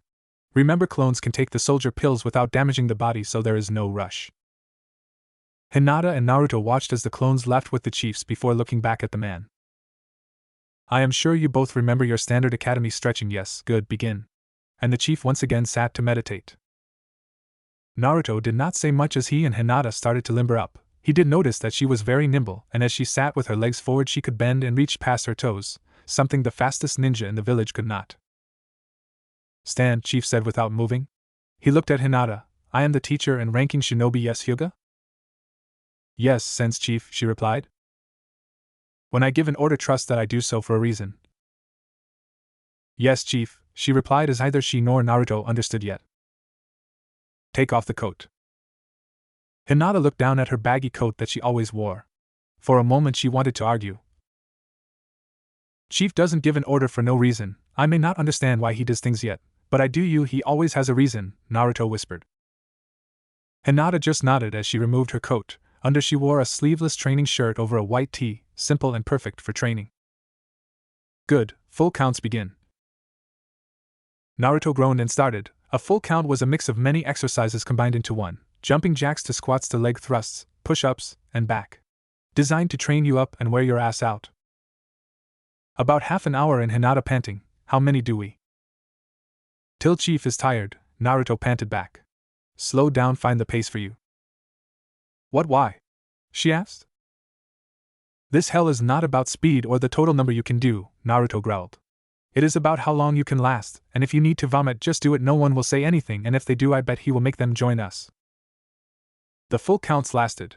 Who knew how long, and both kids were getting slower, though either lost their breakfast yet. The ding was a welcome sound as Naruto collapsed, followed by Hinata. Stretch out so you don't cramp, Chief spoke for the first time as he stood. How long? Naruto asked as he worked his hamstring. About 6 hours, Chief smiled. Not bad. I believe the only other kid that can do that around your age is named Lee. I heard of him. He is on my cousin's team, Hinata replied. So I have heard. Get ready, first group dispelling, Chief replied, and soon Naruto got a rush. He was better at walking trees. Now for the water, Naruto smiled as he looked at Hinata. Her rush was not as strong as she only had one clone where Naruto had 5. Woohoo, we did it, Hinata-chan, we can walk on water. Hinata smiled as Naruto did his victory sign, then grabbed his head as the final team dispelled. Good, both of you, Chief spoke as he saw Hinata look at him. Now follow. He started walking at a relaxed pace, taking them deep into the woods. They walked in silence, Naruto, because he knew now was not the time to talk, Hinata because she did not know what to make of the man. He led them to another clearing. In the center was a stone block 30 meters tall and 7 wide. It had a coarse texture, but it was smooth. In fact, there was not a single seam, as if it had been carved from a single piece of stone. Walk, do not run or jump, walk up the side to that halfway line, Chief spoke, pointing to an orange line painted halfway up. Take all the time you need. And with that he started walking slow and steady. Hinata and Naruto both looked at it with hesitation. One slip and it would be a fun landing. Then they both started to walk. Not even halfway to their destination they realized walking was harder. It took more concentration and focus. Naruto was already sweating and swearing under his breath. Though she was not known for using that kind of language, Hinata was agreeing with every curse Naruto said. Both made it to the line, sweating and panting, and grateful. Chief took his time walking to the stone, and they realized he did that to give them time to recover. Chief stood there as if this was nothing as he stared, sideways, out over the treetops. Begin your katas, take your time, as soon as you complete them 3 full sets you are dismissed, Chief spoke, and then he started doing his personal kata. Naruto started his style that the Chief was having him learn. The sweat started to pour from him. He looked over and saw that Hinata was no better as they both went very slow through each move. Hiruzen was impressed as he watched with his crystal ball. He had been a genin for almost a year before he could begin the training on the stone. It was almost 2 years out of the academy before Minato first went up the stone from hell, as he called it. To see Naruto there on just his second day of training with Chief showed him that the faith that he and Minato placed in the young blonde was justified. The civilian villager may not understand it, but as soon as this information gets out, there will not be a single Anbu that will disrespect the boy. The next thing that shocked was the Hyuga girl. The Hokage knew why Chief was pushing the girl and what interest he had in her was. But to see her on the side of that wall first training day with the Chief, wait till Hayashi learns this. Is that Naruto and that's Hinata, Hayashi's girl? Kakashi asked. He had slipped in the window behind the Hokage. Are they already on the wall? At the mention of the wall, the Anbu that were always stationed around him actually broke their cover. Chief would chew them out later, and came to crowd around the orb, shocked as they watched. Naruto, Hiruzen started. Only need a little motivation. To raise a lot of hell, one of the Anbu whispered in reply. The Hokage looked around at the stunned faces and smiled at the Anbu's slip. Why so shocked? Naruto has been slipping into the tower past all your defenses and stealing my hat since he was 8. I warned you all not to underestimate him. The walk back down was even worse, and when Naruto and Hinata finally reached the bottom, they both hit their knees. Naruto even kissed the dirt. Hinata just all but passed out. Take her to the springs, she needs to soak cause her body will be sorer than yours and she runs a risk of harming herself more, Chief spoke calmly as he reached the ground. He had gone from stone wall to ground in one step without breaking stride. I am sure there will be someone to take her into the bath waiting for her. Hiruzen actually blushed as he knew he had been caught watching the training. Naruto's head shot up confused. Most people don't heal or recover like you, Naruto. You have your clan's healing factor, add the fox. The Hokage stiffened. To that, and you recover in a fraction of the time of a normal person. You will simply walk or sleep off things that can and have killed older, better trained shinobi. I never really? Naruto asked. Most take days or weeks to recover from a broken arm. You were healed after a night's sleep, remember? Chief smiled. How did you know about? Boy, I take my job very seriously, and such I learn all I can about my students. Now take her to the hot springs. And with that, Chief vanished. She wasn't fully asleep, but she was almost there as he somehow got her on his back in a piggyback. Then he noticed her heavy coat was hanging on a tree branch. I thought we left that at the other clearing. Oh yeah, Chief. So, he grabbed it and carried her out of training ground 93 and through the village. Some villagers scowled at him, but most just ignored him. He did notice some Anbu. He had a knack for spotting them, but was kind of shocked when a couple actually nodded their heads in a respectful manner. He did not know how fast some news traveled. Waiting at the springs was Kurenai. Yugao had told her that Hinata would be coming and would need some help soaking. Anko had come along and was actually standing by her friend, instead of hanging on her back like normal. Close by, the red-eyed woman noticed the Nara, Abirame, and Akimichi heirs along with Kiba. Some sun waiting seemed she was not the only one notified. Greeting Jonin Yuhi, Naruto started noticing who was waiting for them. I apologize for last night. I was not expecting Hinata to stay all night, and planned for you to come and collect her when my clone found you. I swear I was very respectful of Hinata. The first words out of his mouth shocked the Yuhi. Don't worry, brat, Anko spoke. Kurenai knows she camped out on a rooftop and watched you all night through your apartment window. And she laughed as Kurenai spun and glared at her friend. Thank you, Mr. Uzumaki, Kurenai spoke after a minute. I will take her from here. I am told she had some strenuous training? Ma'am, Naruto started. If I wasn't 100% sure of him, I would swear he is trying to kill us with how tough our training was today. No one spoke as he slides the now sleeping Hinata, with a smile and a light blush on her face, off his back and into the arms of a concerned woman. Anko, the scary-looking woman in Naruto's mind, just smiled as she followed her friend into the woman's bath. Naruto moved over to where his friends were and led them into the men's bath. Peeper on the wall, Naruto called out as he walked into the men's side and spotted a man trying to force a hole open in the bamboo. Want us to deal with him? The man spun around with a scowl. He was short, skinny, with drunk eyes. Naruto and the boys had heard of the super pervert called Jiraiya, and this was not him. Just then the tail of a massive-sized snake came over the fence, wrapped around the man, and threw him out of the hot springs, followed by a very shrill shriek from the peeper. We got it, thank you, Naruto recognized the crazy lady's voice. Once all the boys were in the water, Naruto gave a massive sigh as his aching body found relief. The boys watched him closely. Really that bad? I have never seen you that wore out, Choji asked as he snacked on a few treats. Be ready tomorrow, Naruto replied. I think this guy will redefine the word workout. Closing his eyes, find anything? No, Shikamaru replied. Your tips about sneaking into the records room really helped, but it was hard. I have no idea how you can get in that tower so easy. Seems I have a skill, Naruto smiled. Yes, Shino replied. But to the point, Chief Kuzai's file was not there.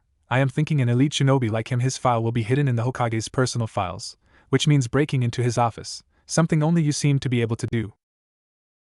Guess it will have to wait till after the camp then, Naruto spoke. No time tonight, as we will all need all the rest we can get. The morning was quiet, calm, and cool. There were no clouds in the sky, but the air held no warmth. It did hold something though, and those with more than 2 brain cells could feel it. Don't open the store, we are closed today, Tucci called out.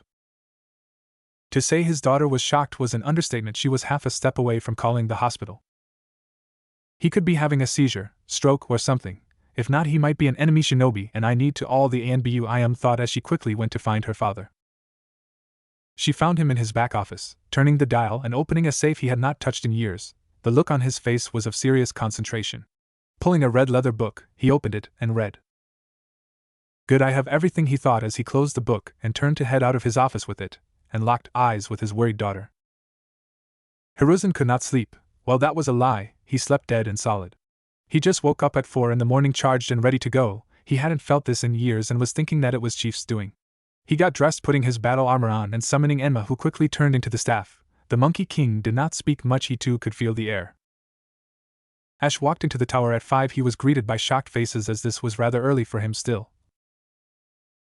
Hokage-sama, a Chunin spoke as she stood. Is there something going on? Why do you ask? He tested her. Well, you're not here normally this early. There seems to be an energy in the air like a storm is just waiting to break, she started. And Ichiraku's is closed, yet he and his daughter are there, and they seem to be working in a mad rush. The Hokage just smiled. So you too feel it, Tuchi? Good. The old man thought with a smile. Good, thank you for the report. I will be in my office. The Hokage simply replied as he went to his office door. At the door he stopped again. This was the second time in 2 days someone was in his office this early, and no one in the tower seemed to know. But this time it was different. Opening the door slowly, he spotted some of the Anbu hidden as they watched. In the office, sitting on his desk, was Naruto. There standing around him and looking at the Hokage was Shikamaru, Choji, Kiba and Shino. Of course, he barely saw Shino. It is early, boys, and you have a training camp in a few hours. You should still be sleeping or getting some food. You will need both, the Hokage spoke as he walked around his desk to sit. We are ready, Gigi, Naruto smiled. I thought you said you would not try to get the file till after the camp? Hokage asked with a grin. That is still the plan, Naruto replied. Unless you want to hand it over now, save us the trouble and save your Anbu the embarrassment. There was a stir around the room. Shika just grinned. Naruto had literally just called out the Anbu with that one. No, Hokage replied simply. That is what I thought. Wouldn't be a challenge if you did, Naruto smiled. And would not be as fun. I am here for a second reason. A thought I had last night. The Hokage sat up and listened. I am going to tell them, Naruto pointed at his friends. And Hinata too. I just figured it would be easier to ask permission. The Hokage thought on his words. His law had been as much trouble as it was helpful, so Tsum told him regularly. He knew it would not stay secret forever, and these boys proved to be his friends, even risking sneaking into the Hokage's office with him. Very well. And Naruto told the boys about the fox, and about his mother. Wait, you really are Uzumaki? Choji asked. Yes, why? Naruto replied. It is a long story. Just know the resentment some of my clan gave you as they thought you were just using their name. The Akimichi clan was very close to the old Uzumaki clan.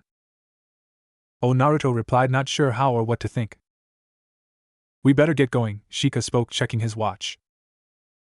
So you guys don't care about the fox? Naruto asked. It seems that is why my allies refused to tag you, Shino commented. Or why you always had a scent of a fox, Kiba added. It explains why you have far too much energy, as troublesome as it is at times, Shika spoke with a sigh. Nope, don't care about the fox, Choji simply stated. I hope Hinata feels the same, Naruto smiled. Let's get moving, we still need food. Sakura had not felt this full in a long time. Her mom had woken her up about 7 and got her ready. The pink-haired girl could sense there was something off but could not guess why her mother was so tense. Then when she came from her room dressed, her mother had forced her to eat breakfast. Sakura, like always, looked for something very light with her diet, but mom refused. The fight was on, and after 10 minutes Sakura found herself eating more food at one meal than she had since her diet started. She noticed it was all healthy foods but with a lot of calories as well. When asked why she had to eat this much and completely destroy her diet, all her mother said was, you will need it. So now at 9:30, she was walking on her way to Training Ground 93, which was further out of the village proper than she had ever gone. Truth is, her, like many, hadn't even heard of Training Ground 93. She spotted Ino up ahead and jogged a little to catch up. Sakura noticed she too looked like she was still working through a full-course meal. Ino pig. Billboard head. They called out to each other but did not have the same fire. This whole day felt foreboding. walking the rest of the way in silence, and as they reached a trail leading into a densely wooded area they met two jonin. One Sakura recognized as Kurenai Yuhi, the genjutsu mistress of the village. Names? The older woman asked. Ino Yamanaka, Sakura Harino, the girls said together. The jonin just handed a name tag to each girl. The guy that stood beside the woman had a lit cigarette and a beard. Follow the path to the clearing, can't miss it. Neither of the two jonin seems impressed with the girls. Truth was they were not at all impressed, and the two girls quickly started walking the path. After what felt like forever they arrived in a clearing. To one side stood most of their class, including many of their competition, i.e. the girls that were gunning for Sasuke. To the other side was a group. Shino Aburame, Choji Akimichi, Shikamaru Nara, Kiba Inuzuka and Hinata Hyuga all sat together with the loser Naruto as they. What, are they really going through the academy stretches? Ino asked confused. Looks like it, man. Choji is so fat, Sakura whispered. Hinata had woken early and gotten prepared quickly. She was still blushing a little about when Naruto carried her, as she was so tired from the chief's training. She still had not made up her mind about him yet. He seemed like a perfect instructor, never belittling her and very patient, but she also felt that he was holding something back in regard to her, but she could not figure out what it could be. Hinata joined her guardian Kurenai for a solid filling breakfast, a larger than normal breakfast, but Hinata did not ask somehow. She knew she would need it. Then the two went to leave together only to find Naruto and his friend waiting. Naturally, Hinata blushed a deep red but was able to stay awake. Well, I am sure you know everyone, Naruto started. Shino, Shika, Choji, and Kiba, you know Hinata-chan. Hinata-chan, these are the guys, and we are hoping you would like to join our little group of outcasts and misfits. She giggled at the introduction and gave a nod as she reached to rub the belly of the small white dog that had jumped from his master, walked over to her, and simply rolled on his back. That's good, cause with Naruto and Kiba in this group we need all the smart people we can get to make up for it, Choji joked, earning a pained moan from both boys mentioned but smiles all around. Since it seems you have an escort, I will leave you here, Hinata. See you soon, Kurenai spoke as she vanished in a swirl of leaves. The 6 kids quickly started to walk. They knew they would be early, but both Naruto and Hinata were sure it would be best. Arriving at the entrance to the training ground, they met Kurenai and a man with a beard and a lit cigarette. We will be assisting in the camp. Take your badge and head in, Chief said to head to the lake clearing. The man spoke as Hinata and Naruto both nodded and led the way. They were early and the first ones there. The clearing next to a massive lake felt eerie. I feel as if we are being watched, Shino spoke as he looked around. I feel that the test has started already, Choji also looked around. We should go through this as if the training started the moment we took our name tags. We should be ready for an attack from now on, Shika spoke after a moment of thought. Kiba tensed as he watched the empty woods and lake. How should we proceed? We should stretch and get ready, Hinata offered. Chief likes to start with heavy workouts. Yeah, my guess is he plans to run us to the ground today. Did anyone else besides me notice that the mandatory part was written only for today? No, Kiba replied. Shikamaru pointed it out, Choji admitted. Yes, both Shika and Shino said together. And Hinata just nodded. So stretching? Kiba asked as he put his partner down. Any form of stretching we can think of, Shika nodded. Not just the basics. And so, the group started going through all their stretches, including some from Choji's family, and Kiba walked and helped them work through the stretches his family used that helped them walk and run on all fours. People started to arrive, including some adults. The adults looked at the 6 and looked somewhat impressed. The other kids from their class simply stared, some laughing at them, others waving them off as if they were bugs. Hinata was starting to get shy again when Naruto. Hey, it is just us here, the rest doesn't matter. You and I know what the chief will do, our friends are trusting us about them. Then the boy smiled. Do you really think he will tolerate them and their actions? Hinata shook her head, then smiled as she went back to her stretching. When the kitty pink and bleach blonde arrived, the group was sitting. Choji had his legs in front of him and was reaching for his toes, but due to his family girth did have trouble. Naruto just smiled and sat before one of the large boy's feet and reached to grab the boy's wrist. Kiba followed suit with his other hand and they slowly and safely helped the boy stretch. No words used, no jokes made, this was not the time for them. And when Sakura's words reached them, Naruto just stared the upset boy down and somehow calmed him. The sticks are going to learn. You may not be the fastest or the agilest, but no one can go pound for pound with you in our class in terms of power. We promise to help you gain some more speed and flexibility, and I never go back on my word. The blonde moron spoke and somehow Choji just smiled. Standing up, the group could feel they were ready. Almost ready, Naruto whispered in correction. You can never be ready for the chief, he will change it up just to mess with you. At last the last member of the class arrived, the prick as Naruto called him. There was a time when beating the boy and being respected by him meant everything to Naruto, and that only ended 2 days ago.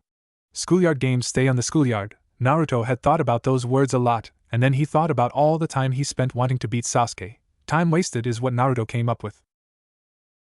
He still wanted to beat him, but not for respect or anything. The prick was still a prick, but Naruto was not going to lose any more sleep over it. He had more important people to worry about. A ding was heard as it turned 10 that morning. A gust of wind blew, and next thing anyone knew, there were the chief, black glasses and dark leather coat, standing before 3 other people. The crazy woman from last night, a woman with a kind face with long purple hair, and an Anbu wearing a dog mask. Behind them stood the Jonin S. Kurenai, the man with the beard, a sickly-looking one, and a guy with a saban in his mouth. The group of kids slowly moved forward as they waited. Sasuke stayed in the back and thought this was a waste of his training time. Naruto and crew did not move forward, just watched and waited. The minutes ticked by as they waited. Chief did not move as he stood there, arms crossed, as if he was waiting on something. The green blurs came from the trees. A man in ugly green spandex with large eyebrows and an ugly bowl cut stood with another kid that was dressed just like him, an eyesore that Naruto had not thought possible. Behind them stood 2 more, a girl in a cheapao and dark pants with her hair set in 2 buns. The guy beside her wore a beige shirt and short pants. His long hair was pulled back and he looked both bored and interested at the same time. That is Team 9, Hinata started to whisper. That's Guy Mato, a taijutsu specialist. The kid dressed like him is Rock Lee. The girl is Tenten. She is known to be able to hit her target regardless of what she throws over great distances. The other boy is Niji, my cousin. At this, Naruto growled. I don't know why they are here. They have been a genin team for a year now. Hinata finished, not hearing Naruto nor noticing how Choji had to grab the blonde. Guy, why are you here? Chief spoke. Could not pass up a chance for my students to train with the great Chief Kuzai. He looked like he wanted to say more, to scream his reply, but Chief's look seemed to stop them. Did they volunteer? The rest were ordered here by the Hokage. But your kids, if they don't volunteer, I won't let them join. Yes, Chief, I made it clear it was their choice if they came.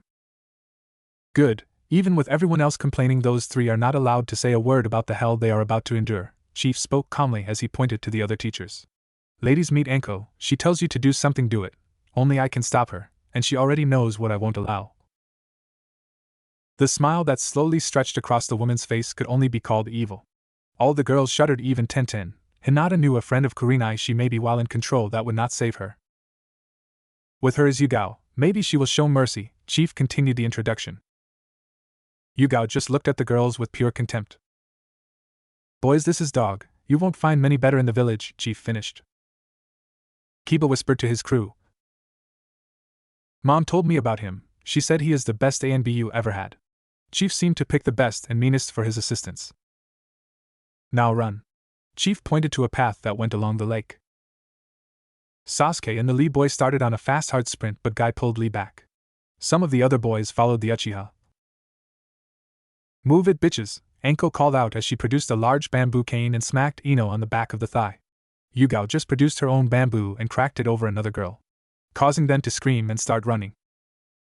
We stay in a group. Choji sets the pace, Naruto ordered quickly, getting everyone moving. Choji, Chief cares more about endurance than speed. Set the pace to something you can do for hours, but remember, do not go light. The big one just nodded as he set a hard but sustainable pace, falling in line nearer the back.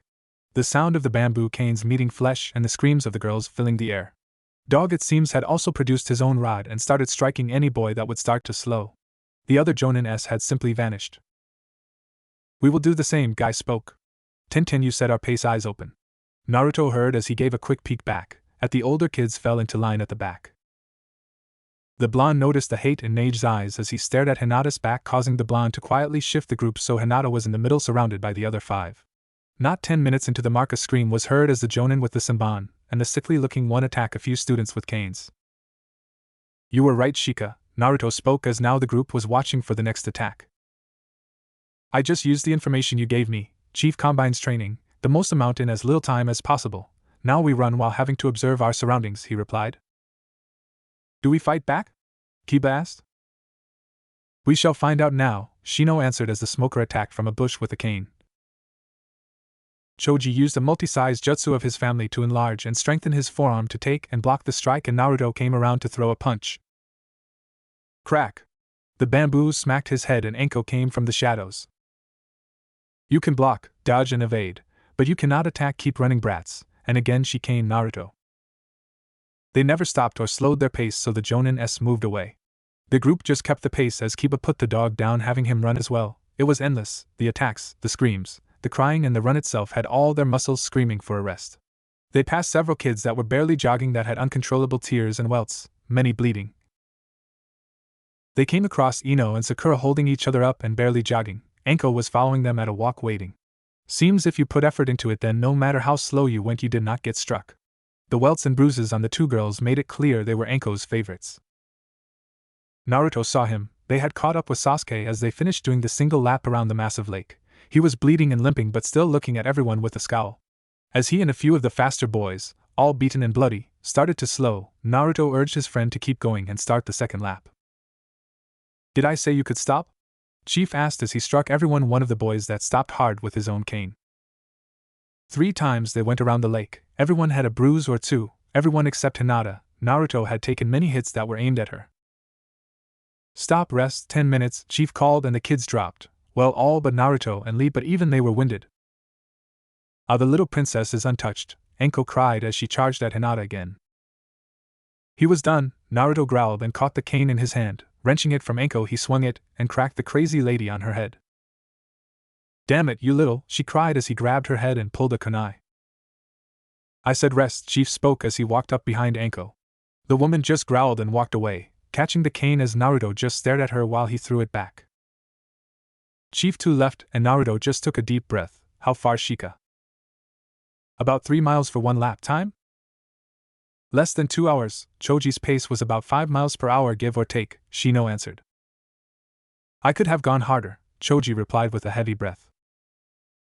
No, we did good, Hinata spoke up for the first time. We kept a solid pace the whole time and are ready for the next round.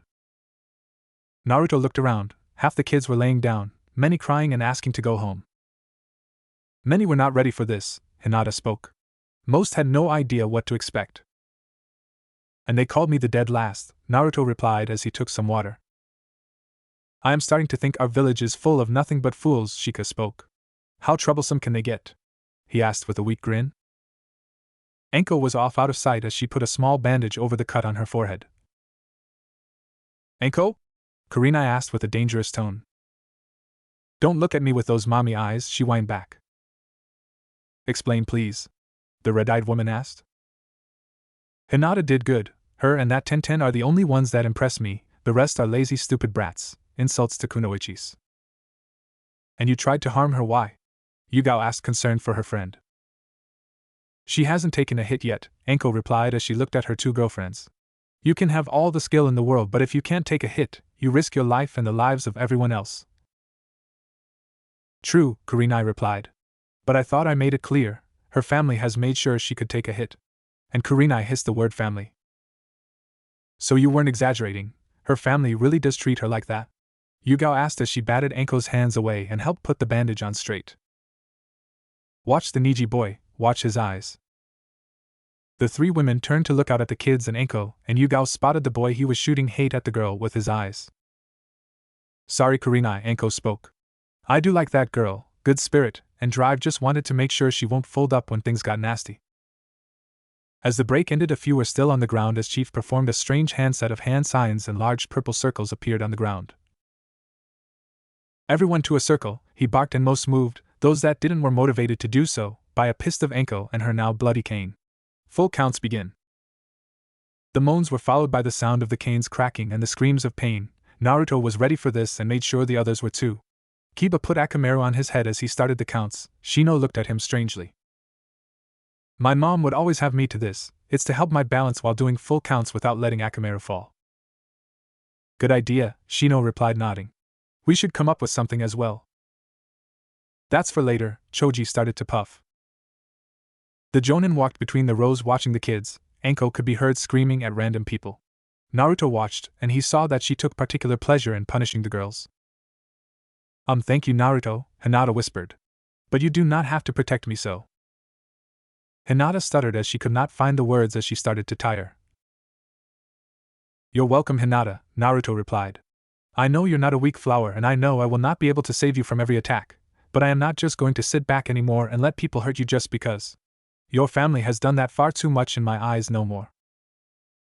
How many do we have to do? A boy a few rows down asked as he stood and stopped. Till I am tired, Chief replied Dog.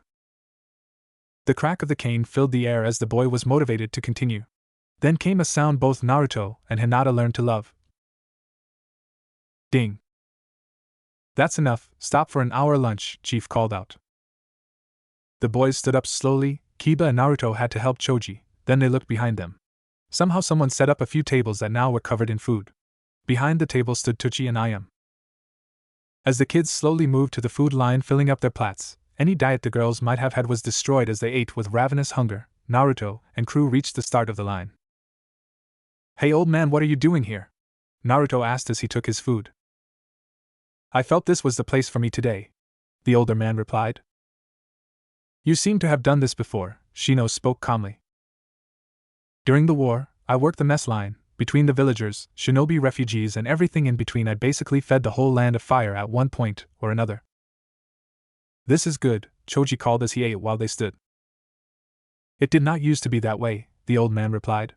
At first the goal was to feed them the right food to keep their energy up, and the taste did not matter. Then one of my best customers gave me a recipe book that showed me how to put taste and healthy together. And we are grateful, Kiba replied as he and the dog ate. Yes, Kushina was an amazing cook, Ayam spoke. The boy's eyes all snapped to the old man, and he knew they knew who Naruto's mother was. Hinata did not seem to notice the name yet, so did not react. Tucci leaned closer and whispered to Naruto, You're doing good, both of them would be proud. Niji sat and watched the kids eating. He had not been impressed at all. No, that is not true, he had been impressed with the graduating class's so-called losers. Even his cousin, who he couldn't stand with her gentle nature and kind smile, was performing very well. The Uchiha had also performed okay for Neji's option, but the six that seemed to keep a tight group, they were solid. And he noticed how the blonde dead last one fated to fail always had his eyes on him, and always made sure he was between Niji and Hinata. This training camp was far more than he ever thought possible, and this chief was just as harsh as his uncle had warned. Night before. Niji was in the dojo he used at the Hyuga compound, alone as usual since most avoided him. The leader of the main house and clan head, who was his uncle as well, walked in. Hayashi-sama, Niji spoke as he stopped his training and kneeled to the man. Stand, Niji, the man spoke. Obeying, Niji stood and waited. Your Jonin-sensei spoke to me saying he wished to join the new graduates training camp. Yes, sir, he spoke to me as well, said I could join if I wanted to, but made it clear it was my choice, Niji replied. I declined. As Guy said, it is your choice and no one can force you, not even me, Hayashi spoke calmly and noticed how Niji narrowed his eyes at that statement. But I suggest you go, you will learn more than you ever thought. Niji waited as he thought. This was something he had not seen in his uncle before. May I think about it? Yes, I want this to be your choice and yours only. If the chief even thinks that I might have pushed or forced you to go, he will remove my eyes at the least, Hayashi replied, his words full of conviction. That startled Niji. Never had the clan head ever admitted he was worried about a single person. Chief is dangerous. He is also far older than he looks. The truth is, no one knows how old he is. He is very skilled and has killed more people than most. The Yondaime is probably the closest to body counts. When not training our elite forces, he is an assassin, one of our most effective. To be an elite Jonin or Anbu means you have survived him. Hayashi spoke, reading Nei's face. The boy stared at him. The training looked more interesting by the minute. If you go, and it will be your choice, know this, Hayashi continued. Don't use your Byakugan. That stopped Niji cold. What? He asked, forgetting all honorifics.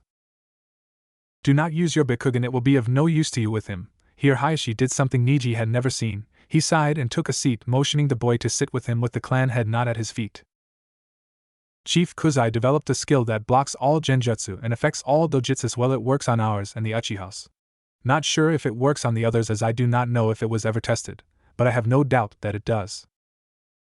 Some claim that the effects on the Byakugan were a side effect of the techniques, but I know for fact, he made it for the Byakugan. He did it just to piss off the Hyuga clan.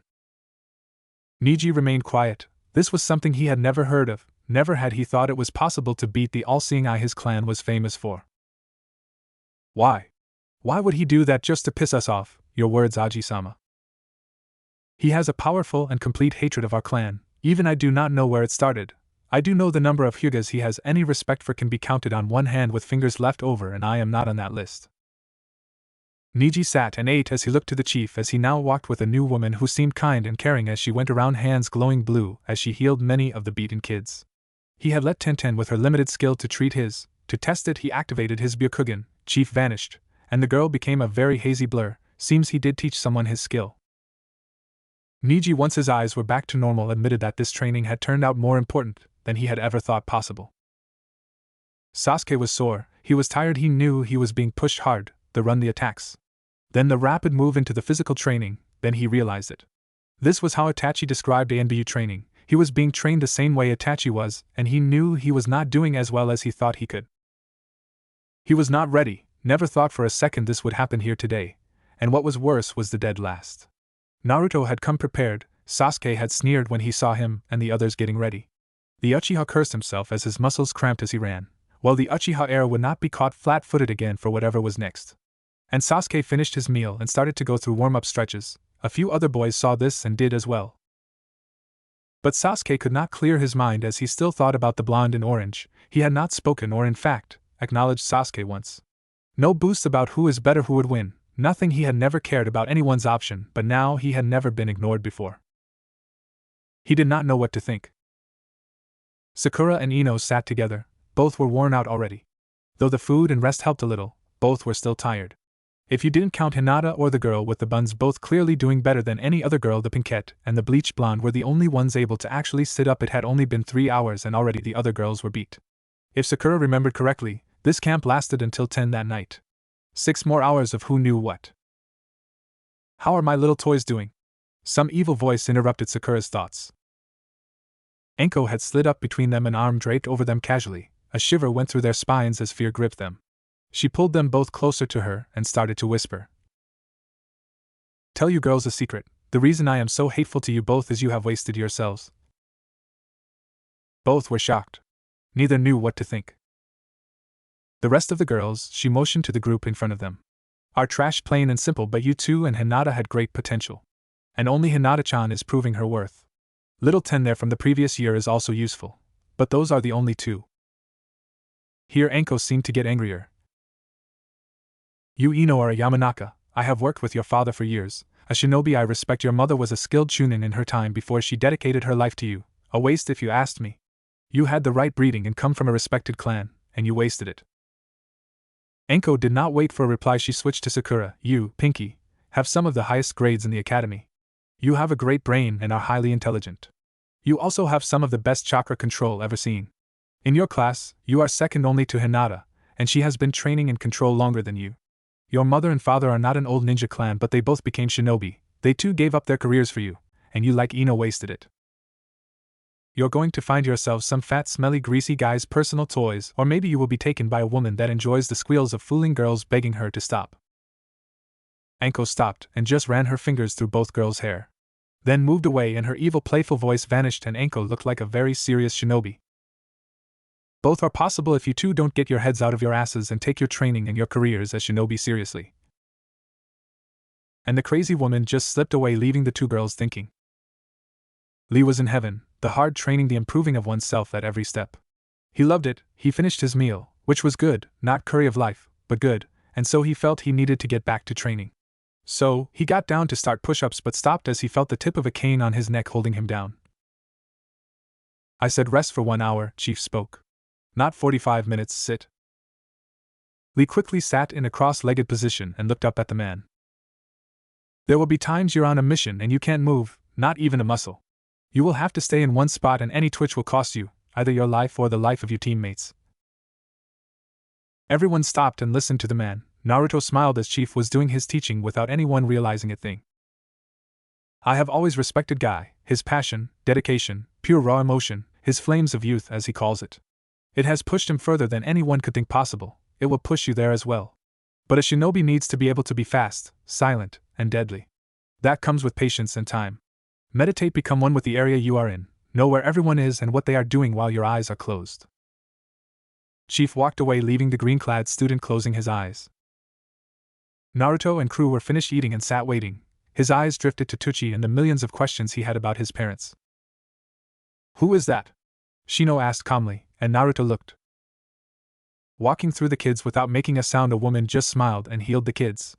She had simple look, much like Chief, as in you would not notice her in a crowd. The only things to stand out were her hair, black long with a hint of blood red, and a choker around her neck with a yin-yang symbol and a kanji he could not see yet. "No idea, must be new," Naruto replied. "I think that's Chief's apprentice Mai. Kurenai told me a little about her," Hinata replied. "If it is, she can only speak with sign language." "She seems nice," Choji watched.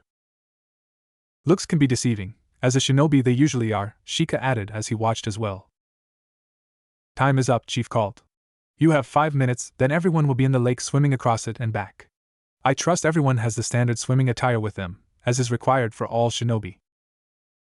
Naruto watched and most gave a tiny nod, but a few looked worried. Chief led them on a trail that led to a large beach.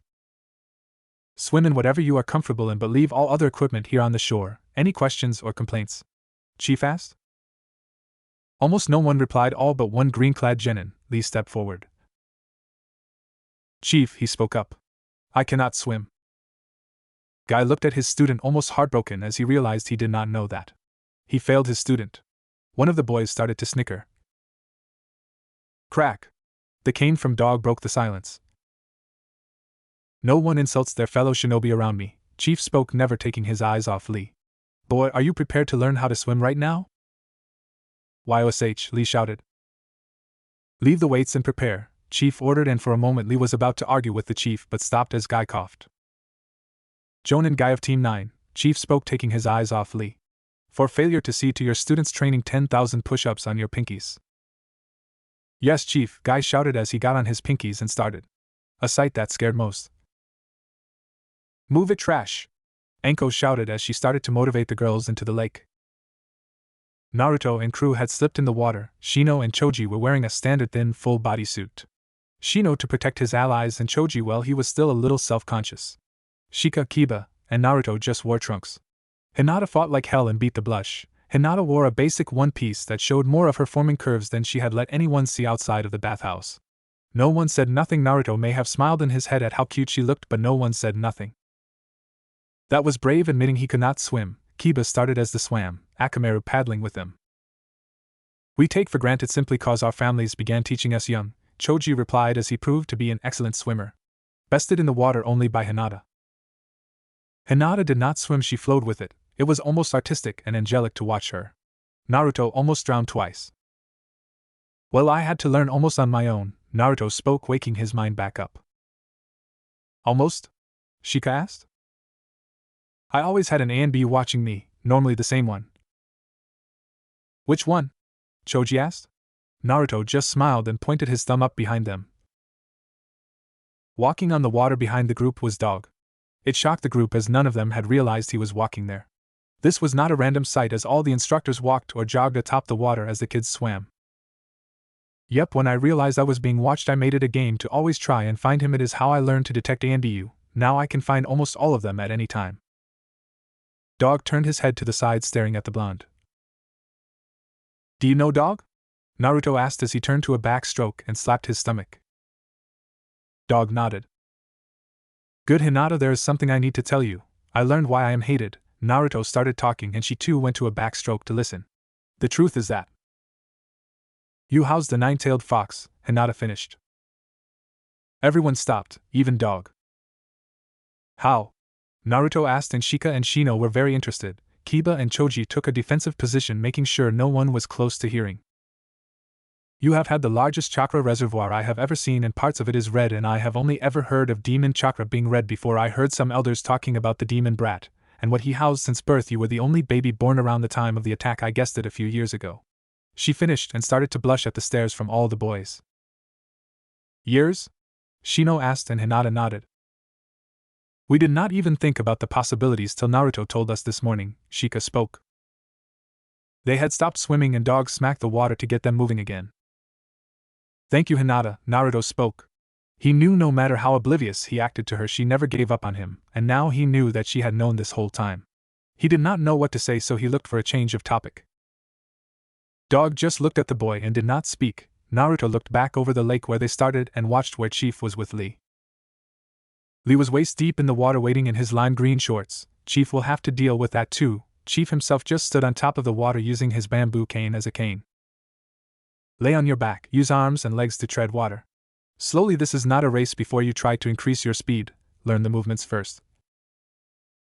Lee nodded as he obeyed. Soon he was floating while using his arms and legs to push himself. It was not easy, it was different, and he had to learn how each limb moved in the water. Can we help you? Chief spoke and Lee to see Naruto and his group swimming back to them. We came to join, can't leave a fellow leaf shinobi behind. Naruto smiled as he and the rest took the same position and backstroked with Lee. Never stop moving, Lee, Chief spoke. Movement is the main thing that keeps you afloat. The kids just swam asking Lee questions and basically just got to know each other. 90 meters, Chief spoke. Congratulations, Lee, you can now swim. Now place your left arm on your chest, roll on your right side, and just use your right arm and legs. With this, everyone obeyed. It was a lot harder for everyone. Then Chief had them switch to the other arm. Now you can carry a comrade, rescue a villager from a flood. Move supplies. In time you will learn to do it without splashing. Chief, if we all learn to walk on water, Choji started to ask.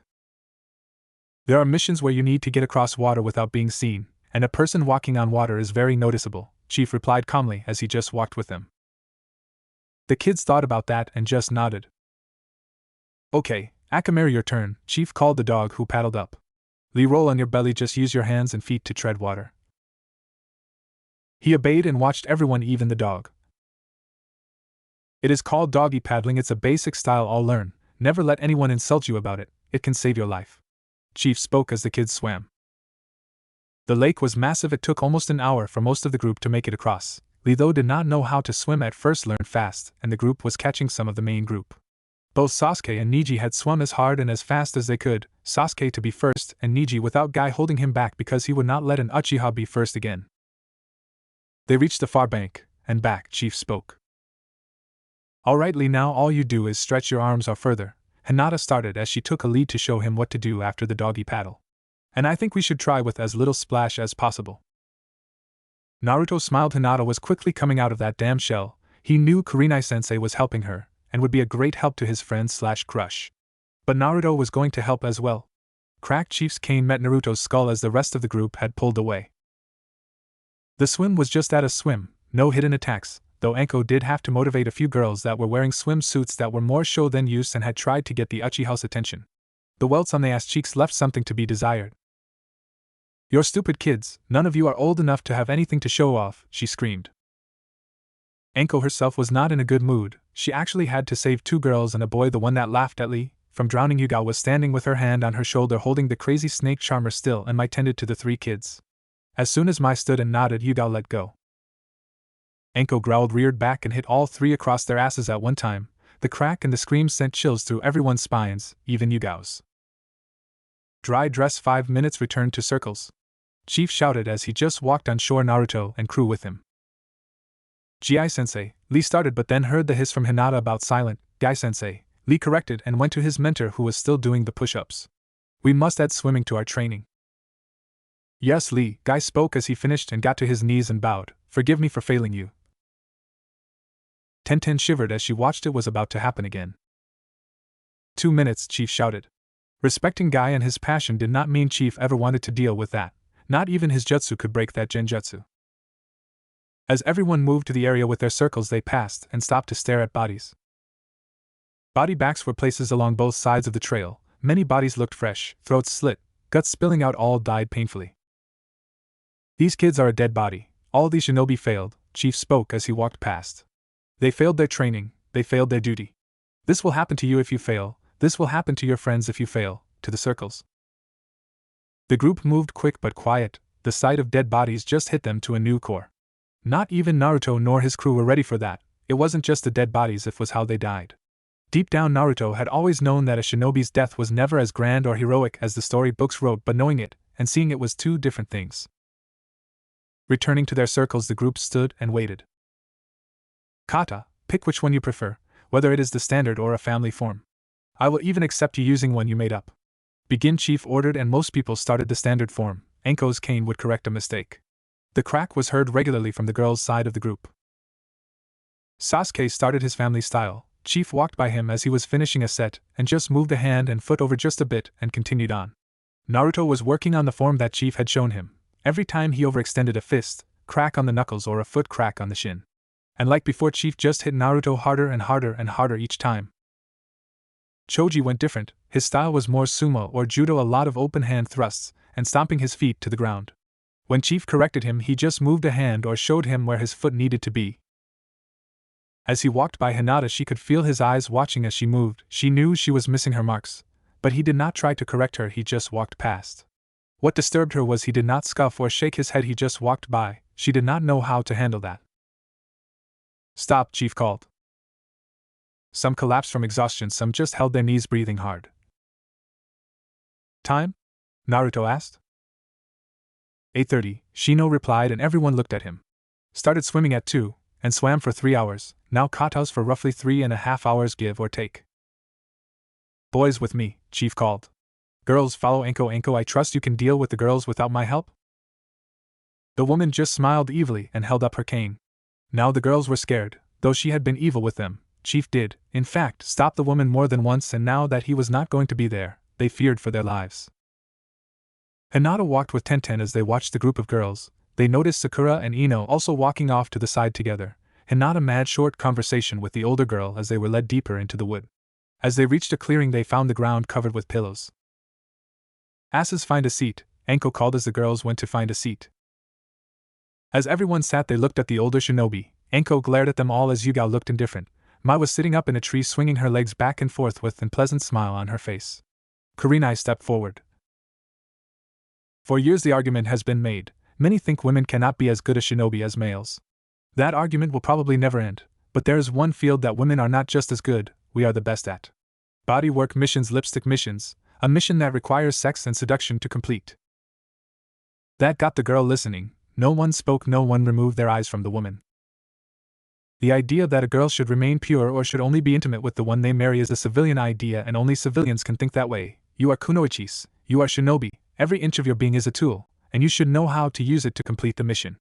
We are not bound by civilian etiquette, for it has no place in a shinobi world. There was a warlord many years ago, cruel, corrupt, evil. Many shinobi died trying to kill this man.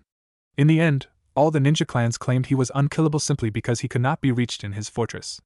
A girl that had been harmed by this warlord's men seduced and enticed the warlord from afar. Tricked him into taking her to a private room where she pushed a hidden blade up into his brain, quick, quiet, and effective. She left the room later with a smile and a sway in her hip, and none of the warlord's men knew he was dead for hours after she had made it out. That was the assassination that changed the rules. Before, women were only good for tending home and producing and raising children, then we killed the unkillable. I want all kunoichis to be their best. I believe that women are just as good as men in all fields. But make no mistake, bodywork missions are our field, though men do take them as well. Men have had to seduce women, men have had to seduce men in order to complete a mission. But bodywork missions are our specialty. She stopped and watched each face. Most looked scared or blushing deep red, some looked at themselves with a self-conscious look. The training for bodywork missions is long. No kunoichi from the Leaf Village will be sent before the age of 18, and only after they trained for close to 3 years before. Not all girls can do body work, and no one can be ordered to do it, you must volunteer. Lust, desire, and perversion of power, these are traits we find in most humans, so we learn to use them to our advantage. Do not worry about a reputation in the village. Any act performed during a mission cannot be used against you. A husband cannot punish their wife, and a wife cannot punish a husband. If someone speaks negative about you, they have their tongue removed. The Hokage has no tolerance for anyone that disrespects one of his kunoichi for doing whatever it takes to finish the mission and get home alive. The woman looked around one more time, then stepped back. Mai jumped from the tree with a smile, then nodded her head to Yugao. You sure you want to do this part? She asked the woman. Who knows better?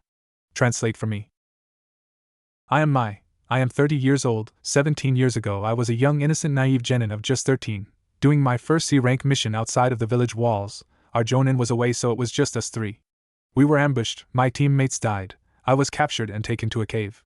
There were 9 of them, 5 males, 4 females. I was raped for 2 days non-stop. Every degrading thing that could be done to a female's body was. After those 2 days, one of the men complained about the sounds of my crying and screaming, and wanted to remove my tongue. The leader, one of the women, said she had uses for my tongue. Mai stopped and reached to remove her choker. Under it on Mai's throat were several jagged, nasty scars. They ripped out my vocal cords instead. 2 years I was in that cave. In my time 108 others were brought. They're mostly kunoichis, but some civilians and a few boys. But mostly girls none older than 15. 108, and I was the only one to leave that cave alive. I was broken, I forgot my name, that I was a shinobi. All I knew or cared about was serving who I thought of as gods and goddesses. I knew and cared about nothing else. This happened because I was lazy in my training. I laxed in my training of my body and was easily beaten. I did not train my mind, so I was broken just as easy. I did not train my spirit, so I did not care about myself. I only got out cause another shinobi found the cave and rescued me, and stayed with me for 5 years as I slowly healed mind, body, and soul. Times I ran away and tried to sell myself as a slave again. It was the only thing I knew. He always found me and brought me back. But in time I healed and recovered. Memories, feelings, everything. 10 years ago I regained my spiritual strength. I could look at myself and be happy. I cared about myself for the first time in 7 years. Since then I have traveled with that man that saved me, and he has trained me and cared for me. He saved me from hell. Here Mai looked at the girls and her face grew very dark, very evil. So, if any of you stupid cheap trashing cunts ever insult the chief again, I will slice off your ears, remove your nose and rip out your tongues, then I will stick you in a room of mirrors and force you to look at yourselves for the rest of your days. Mai turned to walk away but stopped. When that started I was a shinobi of Kusagakure. Yes, I was a grass ninja. The people that captured me were shinobi of the Leaf Village. With that Mai did walk away, leaving Yugao to finish. That, ladies, has always been, and unless something changes will always be a threat we face. Whether you are a housewife safe in a home or a shinobi on a massive battlefield, that will always be a threat. What can be done? 1. Train your bodies. Become strong and able to fight back. To prevent being captured. 2. Train your minds. If you are captured and assaulted, training your minds will help you find a way to take advantage of the situation, gain your freedoms, and survive. 3. Train your spirit. It is only when they break your spirit can you be broken. If you have a strong spirit, you can survive anything. Survive it, escape it, and then return to punish them, kill them all. Focus on your training. This is not some fairy tale book. This ends the mandatory training starting tomorrow. It is all volunteer, and I assure you it only gets harder and nastier from here. Dismissed. The girls quickly got up and left, heading back along the trail. Sakura and Ino walked in silence side by side. They were listening for the other girls. That wasn't any fun. They were so mean. Wouldn't it be great if I was captured and Sasuke came and rescued me? The two were shocked. Did none of them get the meaning of any of that? That's why I hate fangirls. Tenten spoke behind them. They turned and found the older girl walking with Hinata. No words could be said, so the two friends/rivals just stayed quiet. When they left the forest, they saw their mothers standing there waiting. The two girls walked in silence, and were greeted with hugs from their mothers. That night Sakura and her mom stayed at Ino's. Hinata and Tenten walked, and as they left the forest they were met by Naruto and the guys along with Lee. Hey Hinata, Kiba said we were all heading to his place for the night. Naruto smiled. Well, I'd better head home. Tenten want me to walk with you. Make sure you get to your father's shop? Lee asked. Thanks, Lee. Well, see you tomorrow? She said/asked. Naruto smirked. Wouldn't miss it. Lee gave a thumbs up in a nice guy pose, and Naruto smiled again and just bumped his fist to Lee's. Smirking, the guys all followed suit as they passed. Hinata wasn't sure, but in an act of boldness did the same and raced to catch up. Is it okay? Wouldn't Kurenai will be joining us? A woman with wild hair and red face markings walked up. You must be Hinata. I am Kiba's mom. Now come along, kids. Arriving at the compound, the boys found all their mothers standing with Kurenai, Anko, and Yugao. How did it go? A large woman who could only be Choji's mom asked. The kids looked at each other, and then looked around. Seeing no one was watching, all six hit the dirt. Face first passed out, even Naruto. Leave it to the chief to find a way to break the stamina of an Uzumaki. The first day was complete. Kuzai walked into the Inuzuka compound as the parents were picking the sleeping kids up to take them to a comfier bed. The only one left was Naruto. You get him, chief? Naruto asked without moving, shocking several of the people. Yes, he snapped a picture of you 6 out cold. They now think they know your limit, Chief replied. Naruto rolled and slowly got up. He may have still been awake, but he was more tired than he had ever been before. So you can't break a Uzumaki's stamina? Choji's mother asked, almost smirking. I haven't tried yet, Chief replied. Wait a few days, I will break him yet. I am right here, Naruto spoke. Who the hell was watching us? I could barely notice them. He is a root shinobi, Chief replied. See you tomorrow, get some rest. Today was just a warm-up. The chief left, and Naruto nodded and went to find someplace to sleep. Take off the mask. Chief spoke as he walked down the main street heading for the tower. Dog slipped in step with him and removed the mask. Kakashi just walked with him.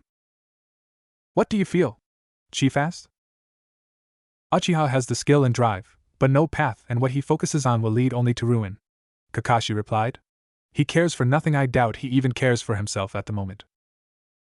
I believe the popular term is emo, Chief nodded. You got your work cut out for you. And the girl? A mess, thanks to Anko. She is doubting everything she thought she knew, the bleach blonde too. Asuma will take care of her. Your focus should be the pink and the prince, Chief said as they leaped up and started walking up the tower. If the pink returns tomorrow, she has a chance. Sure, give me the hard one and call it easy. He is such a basket case, he doesn't even try to have a life. How can I teach him to be a team player? Kakashi asked. If it was easy, everyone would be asked to be a sensei, Chief replied as they reached the top and just entered the window. I expected you here half an hour ago, Hokage spoke as they entered. Losing your touch? Rude agent outside of the compound, had to do a show, Chief replied as he sat. Hiruzen went quiet. He wanted to believe Rude had been shut down when ordered, but he never actually believed it. Danzo would never stop another of his mistakes. He will need Chief to fix. Forget Rude, they have made a move and we have played them. Naruto is very skilled when it comes to tricking people. Cannot wait to see his first sabotage mission, should be fun. Chief smiled.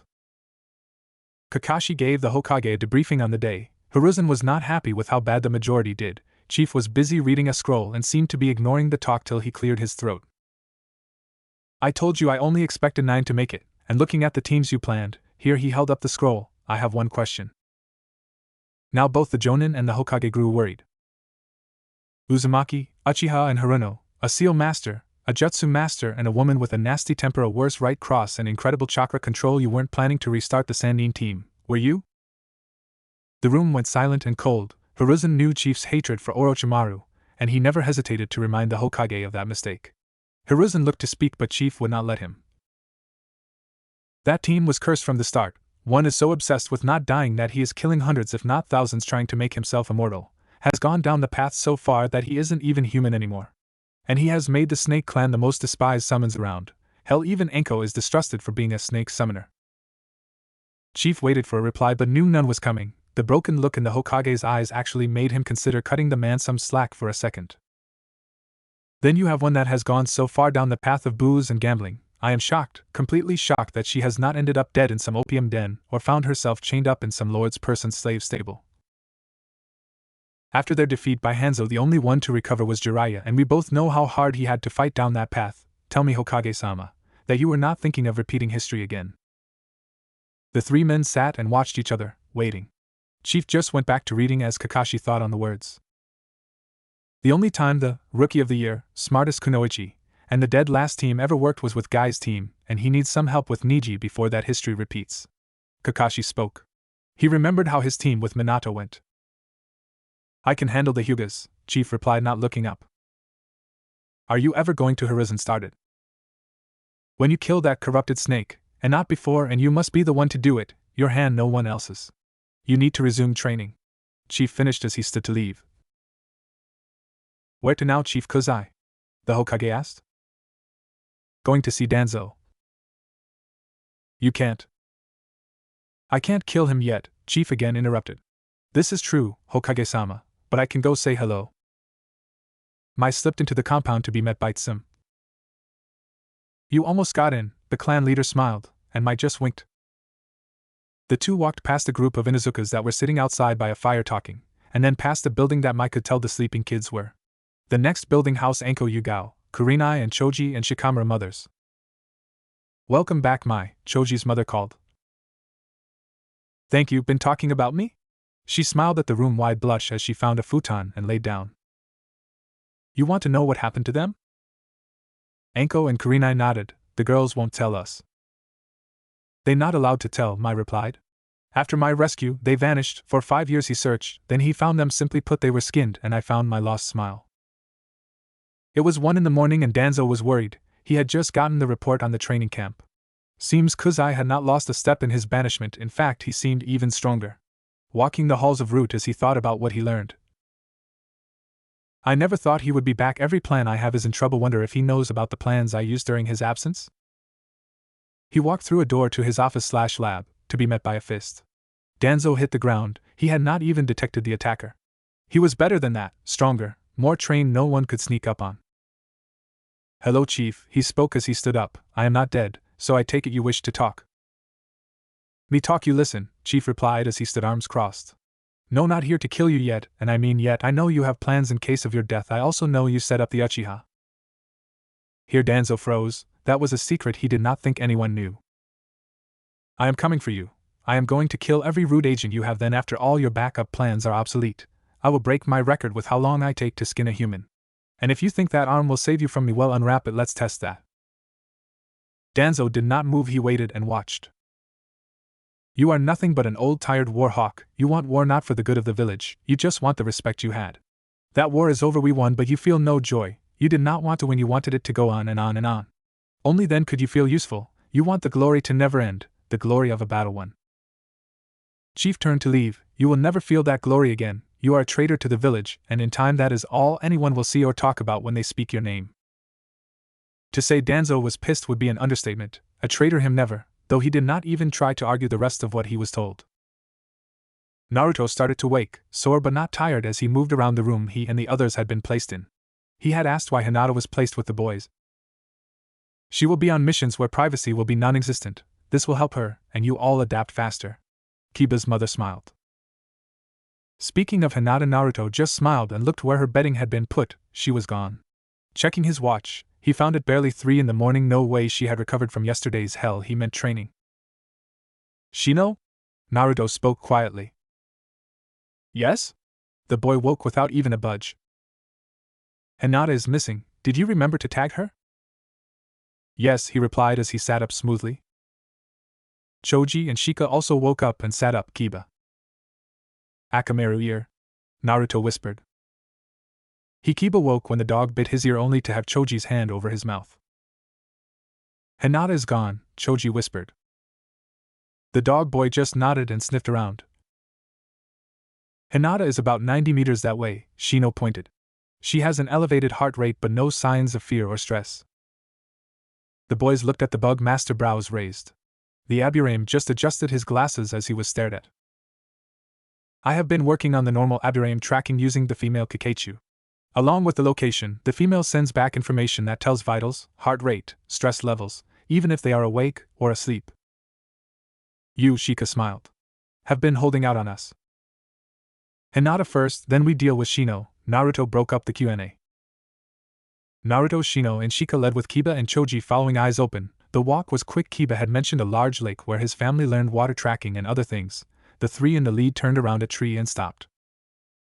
She was graceful, moving in a dance across the top of the water, almost in a trance. Shino and Shika recovered first, and just pulled Naruto back behind the tree and led the group back to the compound. Naturally, Kiba and Choji, who had not seen anything, were confused and so stayed quiet. Shika, Naruto started slowly. We just saw Hinata dancing on top of the water? Yes. Using a form we had never seen before? Yes. And the only thing she was wearing was the moonlight? Yes. Good, I am not dead, need a distraction. Naruto finished. Why were you so worried? Shino started to ask. You haven't told her how much danger she is in, have you? Choji asked. I haven't told Hinata, the chief. I haven't even told the Gigi. Things have been happening fast last few days. Crap, Hinata is still. Naruto turned to return to the lake. I have seeded the area, Shino interrupted as Choji grabbed the blonde. We will be well informed if anything or anyone goes near. Akamaru guard, Kiba called to his partner, and the puppy was off like a bullet. Thanks, guys, Naruto smiled and blushed. Shikamaru had been silent. He crouched down and started his thinking. Problem, Shika? Choji asked, still holding Naruto. Just thinking about yesterday, where those dead bodies came from, how many of the class will return today, and how are we all awake? No way we could have recovered from yesterday with just a few hours sleep. The Nara was trying to work the problem. My colony informed me that the food Tsuchisama fed us at lunch was more than what it seemed. It was laced with chakra replenishing nutrients, designed to do it at a slow, steady rate most would not even notice. Shino answered. As for the other things, Kiba started. We will know how many return in a few hours, and I don't think we want to know where he got the bodies. They looked way too fresh for me to want that answer. You good? Choji asked the blonde, who had finally stopped trying to break free. Till I can tell Hinata, Chief, and the Hokage, I doubt I will be good, but you can let me go now. Tell me what? The boys all jumped spinning to face the man. None of them sensed the man as he just popped up behind them. Then Naruto spun back around, kunai in hand. The tip was a millimeter from Kurenai's face when Anko slipped a finger into the hole and pulled it safely from the blonde's hand. This shocked most, as they either did not sense the women, boys, or did not expect to be sensed Kurenai. Oh, sorry, I am a little on edge, Naruto blushed and rubbed the back of his head. We noticed. Tell me what? Chief replied. Shino simply started giving a blunt report about waking and finding Hinata missing, then finding her. All the while avoiding Naruto's attempts to kick his shins. Then Shika took over. Naruto learned in the last few days that a few of the main branch Hyugas, though not her father, had plans to kidnap, brand, and sell Hinata legally, as in a betrothal. All they needed was for her to fail, and or shame the clan. Now that it is clear she is open friends with Naruto, we expect them to try and use this to finish the deal. I think her father knows, and that is why he handed her off to you, Naruto added as he looked at Kurenai. It is an amazing coincidence that they came up with that evil plan, and next thing they knew you were her guardian. Kurenai was speechless. First she learns the girl she openly admits she sees as a daughter has her clan trying to sell her off, then she learns that white-eyed bastard might actually care for the girl. Chief was silent as he looked in the direction of the lake. Mai, who had slipped up quietly along with Sum and Choji's mother, who Naruto learned her name was Chi-Chi. All the women there were beyond pissed. Well, that won't happen, Sum growled as she and Chi-Chi crossed their arms, looking almost demon-possessed. You cannot interfere with clan actions, Shika responded. Watch us, all the women spoke at once. And everyone one here will take a hit from being allied with Naruto. Shikamaru continued.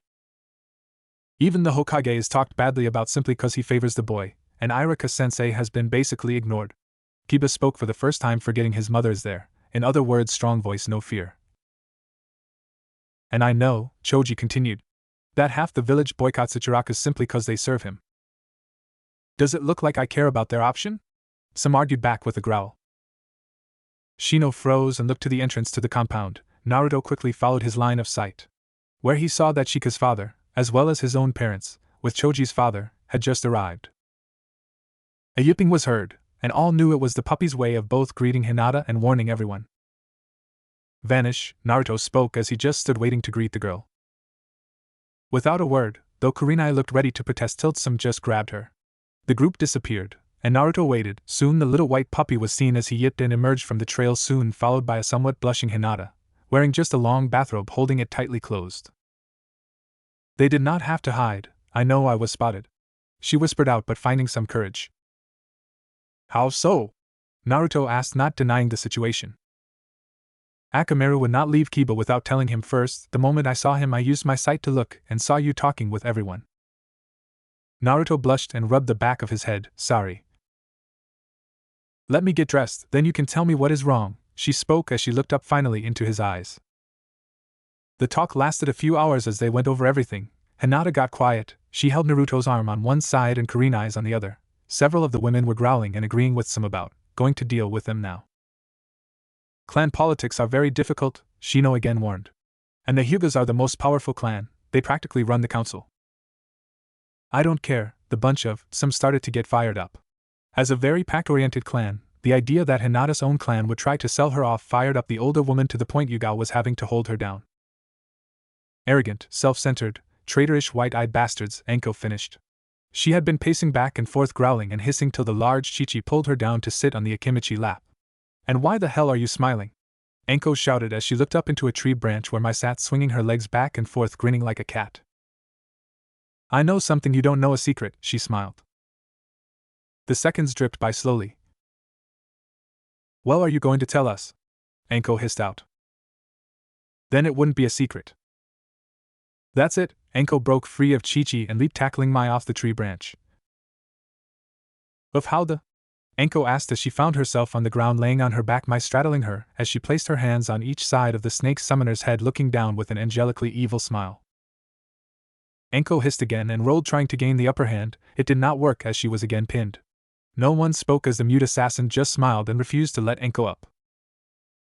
You're right, Naruto, Chief spoke for the first time in a while. You should have told me, but I had been pushing this training camp and dealing with 100 other things. I did not give you the time. I will be dealing with them very soon. Mai let her up. It's close to 8 time to head to the training ground. Mai smiled, got up and helped Anko to her feet. Thought we started at 10? Shika asked calmly. Tucci should have breakfast, Chief spoke, and most of the group, Anko and Kurenai included, stood to leave. Those that did not have the lunch watched. Some cleared her throat angrily. You never move that fast when I say I am cooking. The group stopped and looked back at the group, not sure how to respond. Tucci has Kushina's cookbook, Chief simply spoke. That did it. Everyone else got up and were ready to join the charge to breakfast. If you want breakfast, you join for the day's training, all 12 hours. Chief informed and waited about 3 seconds. Let us just get our Chi-Chi started when Mai just walked up with a couple bags in her hands. You snuck into our homes and found our training gear? Choza asked, almost smirking. Mai just smiled and nodded, then tossing the bags. Let's go, food's on. The group with Naruto and his friends left with Anko, Yugao, and Kurenai. The rest held back. When everyone was waiting, Shikamaru's mother Yoshino, a chunin in her time, started walking with the group next to her husband, and when I say walking I mean moving quickly through trees and rooftops. Kuramaru just ran along the ground with the triplets as Hana quickly joined the group, leaving. I think we were set up. I think he wanted all the parents to come to this day's training, she spoke out loud, growling at the fact that she was the one boss around for once. That is his style, Sim replied. He likes to mess with everyone, keep them all on their toes. I wonder if Hayashi will come to represent Nijio's shit. And as she spoke that, everyone stopped. Chief doesn't expect her to come, does he? Chi-Chi asked, realizing what Alpha was thinking. Crap, we got to move. Chi-Chi, step on it. Sim cried as she moved faster, everyone following close behind. The Aburaims were at the back just watching, as is the clan's style. When Shibi's wife, who had shocked everyone as she was keeping up, they did not know if she had training, moves, and climbs on her husband's back. Shibi, what do I not know? She asked. It is complicated, and a long story. Niji prepared himself and walked out the door of his living quarters, where he was met by his uncle, who was in fact dressed in his combat gear. Chief has ordered that the parents of whichever kids return today to come as well. I will be coming to represent you this day. The stoic man spoke as he turned to lead out of the compound. As he did, he watched Niji, and he was not disappointed. The boy hesitated and looked over his shoulder at a small hut on the far edge of the compound. Clearing his throat, Niji quickly moved forward and went ahead of his uncle, who in fact had stopped and also looked back at the lone hut. He will not like this. Sakura and Ino woke up at the same time. The night before, they basically passed out in their mother's arms as they walked home. Looking around, they found themselves in Ino's room. The old camp bed that Sakura used to use was but like the old days when Sakura would sleep over, the two girls ended up in Ino's bed. The old days, sleepovers and playdates, sisters in all but blood. Then Sasuke came into their picture, and they got stupid. Slowly getting up, neither girl spoke as they went to shower. Having shared showers before this did not even faze them as they washed and treated each other's cuts and bruises. By the gods, they had been tortured the day before. Walking into the kitchen, they were met by their mothers. Breakfast is being offered to any student that returns today, otherwise we can make you something, Ino's mom spoke in her relaxed yet regal tone.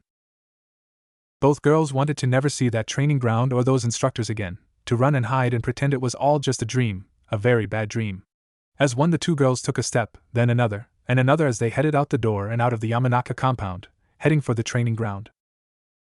The two mothers just stood and walked out the back to a storage shed. Opening the door, they found their husbands sitting on the floor where they had slept.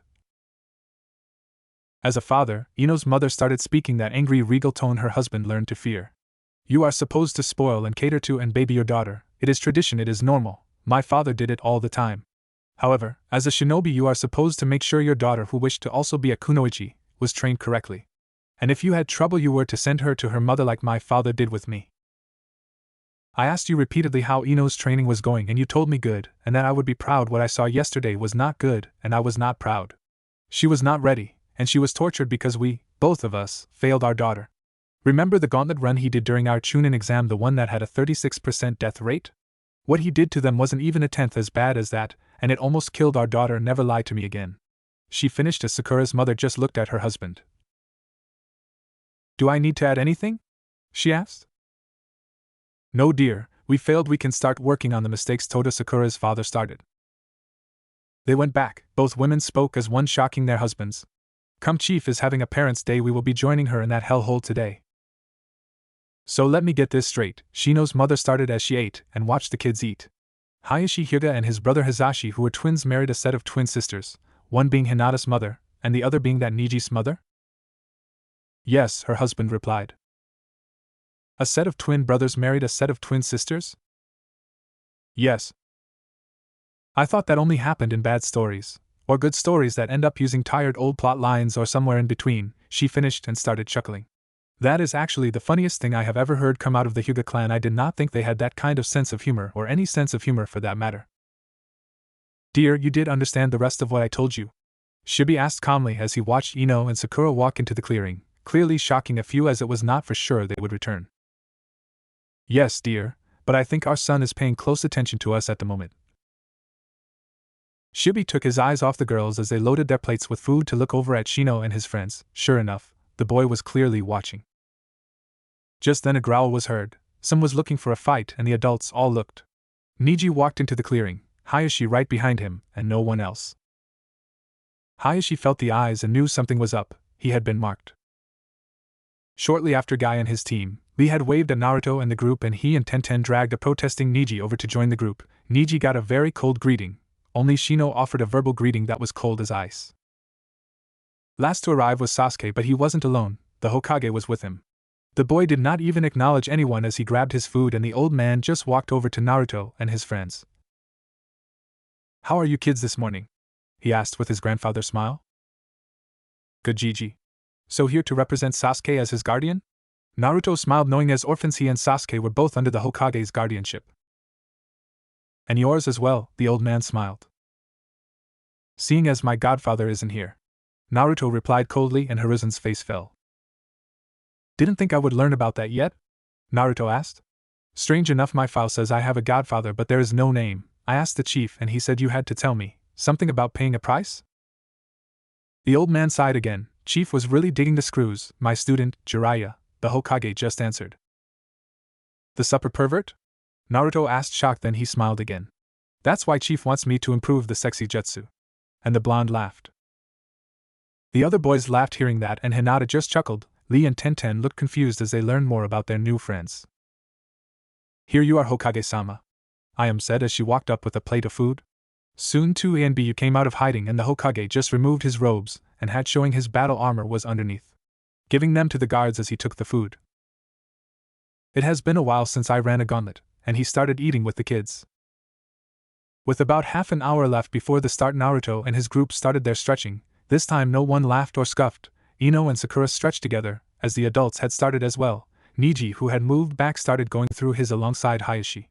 The instructors were not idle, and Anko was going through her gear, picking her canes and looking around.